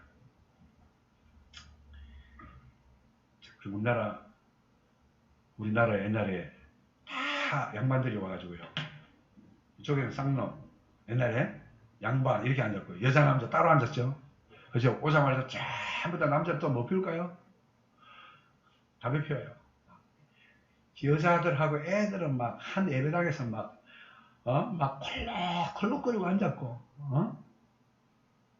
그러니까 선교사들이 고민을 한 거예요. 이 주초 문제를 해결하지 않고는 서양은 적당껏 마시는데 적당껏 피는데 이 사람들은 막 예배당까지 와가지고 앉아가지고 곰방대로 피워대니까 이거 담배를 끊지 않고는 이거는 도저히 안 되겠다. 그래서 한국교회에 뭐가 있는 거예요? 술과 담배의 주초 문제를 선교사들이 지도자들이 다 해결해가지고 뭐 한 거예요? 예수 믿는 사람들은 술, 담배 안 하자. 이렇게. 서양에 그런 법 없어요. 없다니까요. 아니, 제가 보기엔 캐나다 목사님들하고 미국 목사님들은 담배도 잘 피우고, 옛날에 가나베 교수가 총신에 왔을 때요, 총신 신동을 가르치러 왔어요. 신학교 교수예요. 그분이요, 담배를 얼마나 피웠는지요, 신학생들이요, 너무 시험에 든 거예요. 왜? 교실에 들어가면 담배 냄새가 막 나니까, 아니, 막 끊었던 사람도 생각이 나는 거예요. 교회가 교내의 문제였다, 교내의 문제. 그러니까 학장이 불러가지고, 선교사님, 제발 우리 문화를 좀 이해하고 이걸 하시죠. 그래가지고요, 집에 가서만 피신 거예요. 여러분, 남들은 자유로운데, 왜 우리는 그렇게 됐을까요? 그건 우리의 상황에서 교회 문화를 형성하게 된 거죠. 그렇죠? 보면, 문화를 위한 선교사의 역할이 뭘까? 교회에 필요한 새로운 생각을 집어넣어줘야 돼요. 성경적 기초로. 그 다음에 정보를 제공해야 돼요. 이런 케이스 스타디를 많이 하니까 여러분 이해됐죠? 그 다음에 문화를 경험시켜 주는 거예요. 야, 칼럼을 안 받으니까 얼마나 양심은 살아서 자유가 있냐? 이런 거 경험해 주는 거예요. 그럼 현지 지도자들, 현지인들은 뭐하냐? 은혜와 지식에 대하여 성장해야 돼요. 그렇죠? 악한 것을 버릴 수 있는 능력은 어디서부터 와요? 은혜에서 오는 거예요. 지식에 대한 하나님의 뜻을 아는 지식에서 오는 거예요. 그래서 자신의 문화에 맞는 신앙 행동을 하도록 하는 거예요. 그죠? 하는 거예요. 그 다음에 선교사의 역할은 결국 문화의 변화 속에서 새로운 정보와 대안을 제시하고 변화의 촉매가 되는 거예요. 그렇죠? 그래서 역사적인 지식과 지역교회에 대한 이해들을 시키고 성경에 근거하여 계속적으로 성장하도록 만들고 격려해야 돼요. 그리고 현지 교회 그리스도인들은 하나님의 말씀을 자유롭게 접하고 성경 안에서 검토하고 재해석해서 자기 문화들을 개혁시켜 가야 돼요. 여러분, 그래서요, 김구 선생님이 하신 말씀이에요. 안창호 선생님이 하신 말씀이에요. 교회 100개 짓는 것보다, 아니, 경찰서 100개 짓는 것보다 뭐 한 당이 낫다고요? 교회 하나 짓는 게 낫다고요. 진짜입니다, 이건. 아무리 사역해도 교회 하나가 빛이에요. 빛. 문화의 차이를 넘어서기. 보세요. 선교사들은 선교사들은 자신이 가진 문화적 편견, 문화적 거리를 먼저 극복해야 돼요. 미리 했죠? 현지 문화의 특징과 규칙을 배워야 돼요. 그렇죠? 그 다음에 하나님의 진리를 현지 문화에 올바르게 이해시킬 수 있는 길을 찾아야 돼요. 그래서 거기 보면 어떤 것들이 있다고요? 문화적 편견을 버려야 되고, 현지 문화의 부정응을 극복해야 되고, 문화의 교만을 버려야 돼요. 그럼 한국 사람들이 교만하죠? 교만합니다. 정말 교만한 민족이에요. 왜냐하면 이 교만하는 게 다른 게 아니라 상대적인 것을 잘 이해 못해요. 단일 문화권 안에 살아가지고요. 이게 자기의 문화나 자기의 판단이 상대적이라는 걸 몰라요. 왜? 똑같은 사람이 까만 머리에 우리 농아인들이 힘 못 듣는 소련 수하에 한국 사람들을 표현하는 그 한국 사람 표현이 이거예요. 뭘까요? 서양 사람들 눈이 이만하잖아요. 그죠? 동양 우즈벡 사람도 눈이 커요. 카자흐 사람도 눈이 커요. 그 중에 섞여 살고 있는 고려인들, 한국 민족들이 눈이 작아요. 그래서 이렇게 말한 거예요. 이러면 조선족이에요. 한국 목사 나를 부를 때도요. 정 목사 아무리 설명해도 짧으면 몰라요. 그러면 우리 목사님 이렇게 딱 하면 벌써 이러면 저를 우리 목사님 한국 목사님 온단 말이에요. 여러분 보세요. 그래서 이제 어떤 측면에서 바라보면 문화적 교만이 우리에 있기 때문에 이거를 잘 극복해내야 합니다. 그러니까 교만은 사실은 지식이 없어서 그런 거예요. 그죠? 문화를 변화를 절대로 선교사가 강요해서 될 일이 아니다. 좋은 케이스와 지식과 방향성을 제시하고 촉진자 역할을 계속 해야 돼요. 변혁의 주체는 누구라고요? 현지인들이 결정해야 돼요. 이해됐죠? 이런 거는 좀 목회에도 적용해도 돼요. 담임 목사님이 이거 바꾸자 저거 바꾸자 자꾸 이야기하면 수동성이 돼버려요. 그래서요. 이런 것을 바꾸자고 이야기할 때는요. 안수 집사님들이나 장로님들이나 권사님들이 목소리를 내도록 기회를 자꾸 줘야 돼요. 교회가. 좋은 일 하도록. 근데 이 리더십들이 이제 저도 마찬가지 단체 제가 너무 많은 아이디어가 있거든요. 여기 가서 배우고 저기 가서 배우고 저만치 못 사람 있겠어요? 책을 다니면서 보는 게 제일 많아. 그건 내가 다 말해요. 그러니까 신선한 게 하나도 없어. 막 갔다 오고 나면 또 무슨 이야기를 할게요. 우리 대표가. 여러분 이걸 좀 녹여가지고 장로님들도 보고 권사님들도 보고 부교육자들도 보고 이렇게 서로 이 경험과 결정이 녹아서 공동체적인 결정으로 이끌어내는 게 이 스킬이에요. 스킬. 기술이에요. 그렇죠? 자, 이제 끝날 때가 다 됐어요. 잘 보세요. 첫 번째 뭐가 필요하죠? 선교사의 역할, 메신저예요. 뭐가 제일 필요하다고요? 주님의 겸손. 그 겸손이 뭘로 표현됐죠? 언어를 배우고 문화를 익히는 거죠. 배움이에요. 그죠? 그 나라 역사도 배우고 문화도 배우고 관계성을 알아가는 거예요. 그 다음에 뭐가 있죠? 현지의 세계관을 이해하는 거죠. 변화를 위한 기도들을 해야 되고 성숙한 현지 지도들의 도움을 받아야 돼요. 아무리 예리하게 판단했다 그래도 심천 구조의 종교 세계관들과 신념이 내가 파악한 거 다를 수 있어요. 그래서 타문화권의 사례들을 공부하고 제공해야 돼요. 그래서 책을 읽어야 되고 케이스스타디를 연구해야 돼요. 그래서 문화의 심층에 속한 세계관을 세계관 차원의 변화를 이끌어내야 돼요. 그래야 이게 진짜 뭐죠? 빛과 소금이 선교지에서 세워지는 거예요. 야, 이런 교회를 베트남에 세우고 싶지 않아요? 좀 아멘 좀 하세요. 오늘 내가 마지막이라니까. 아멘. 이런 교회를 터키에 세우고 싶지 않아요? 아멘. 이런 교회를 인도네시아에 세우고 싶지 않아요? 와, 이건 아무것도 아닌데요. 뭐 그 교회 세우는 게 내 취직하는 거하고 무슨 상관이 있냐? 아니요.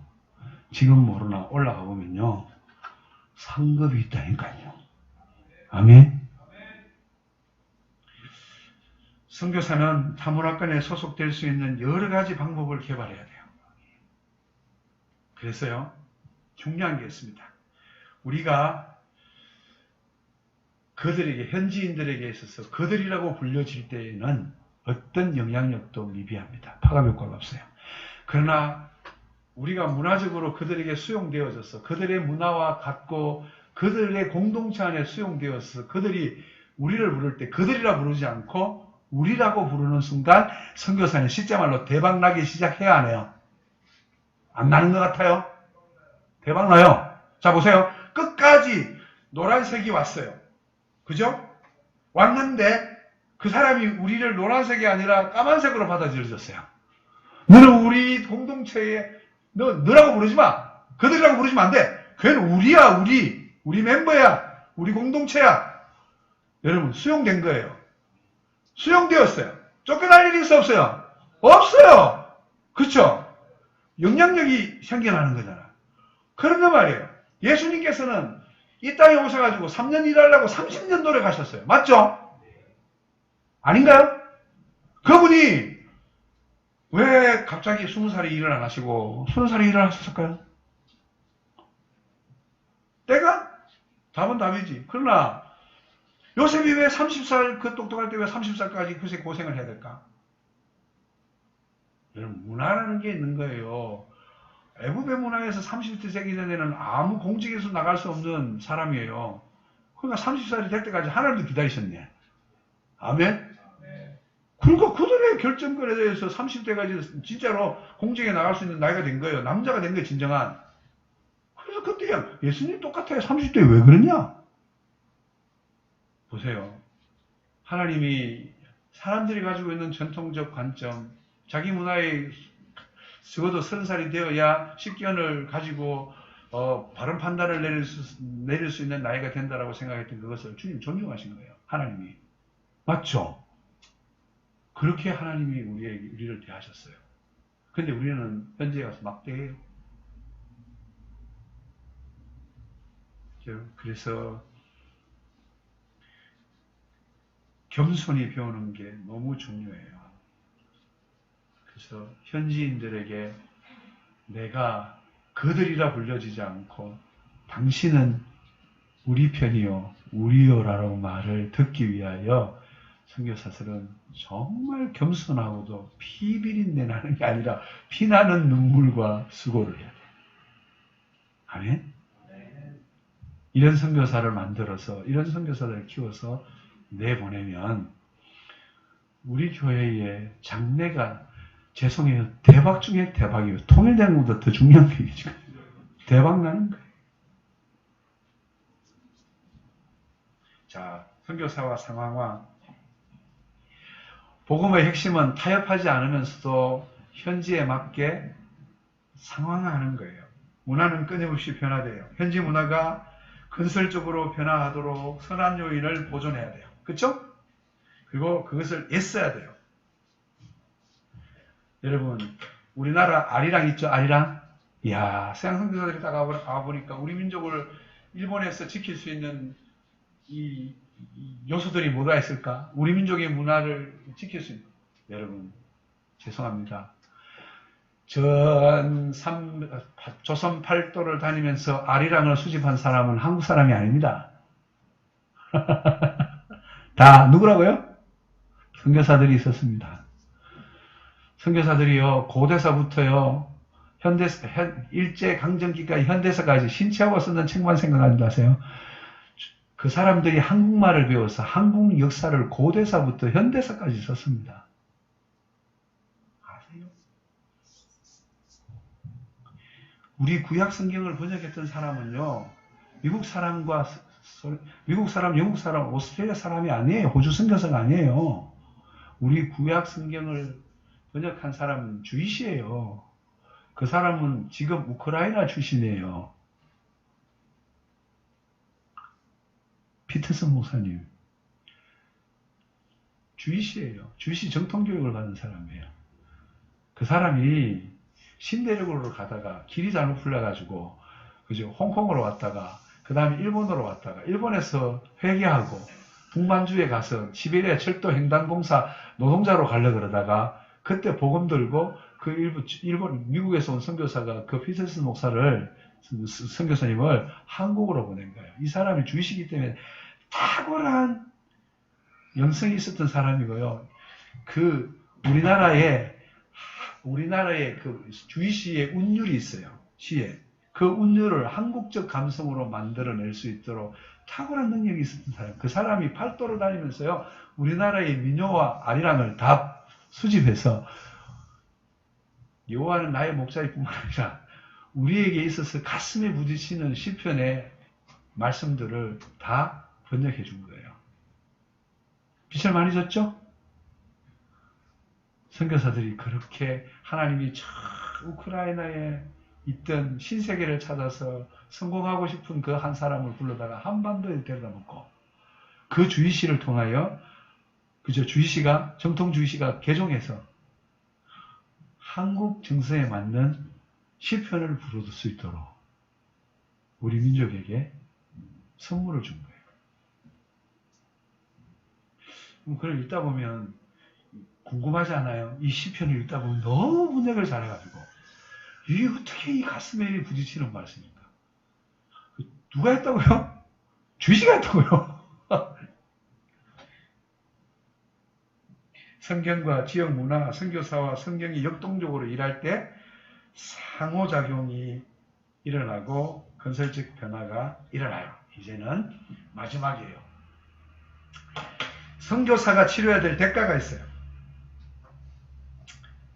하나님의 임재의 통로로 쓰임을 받아야 돼요. 아멘? 그 사람은 다 그렇게 해야 돼요.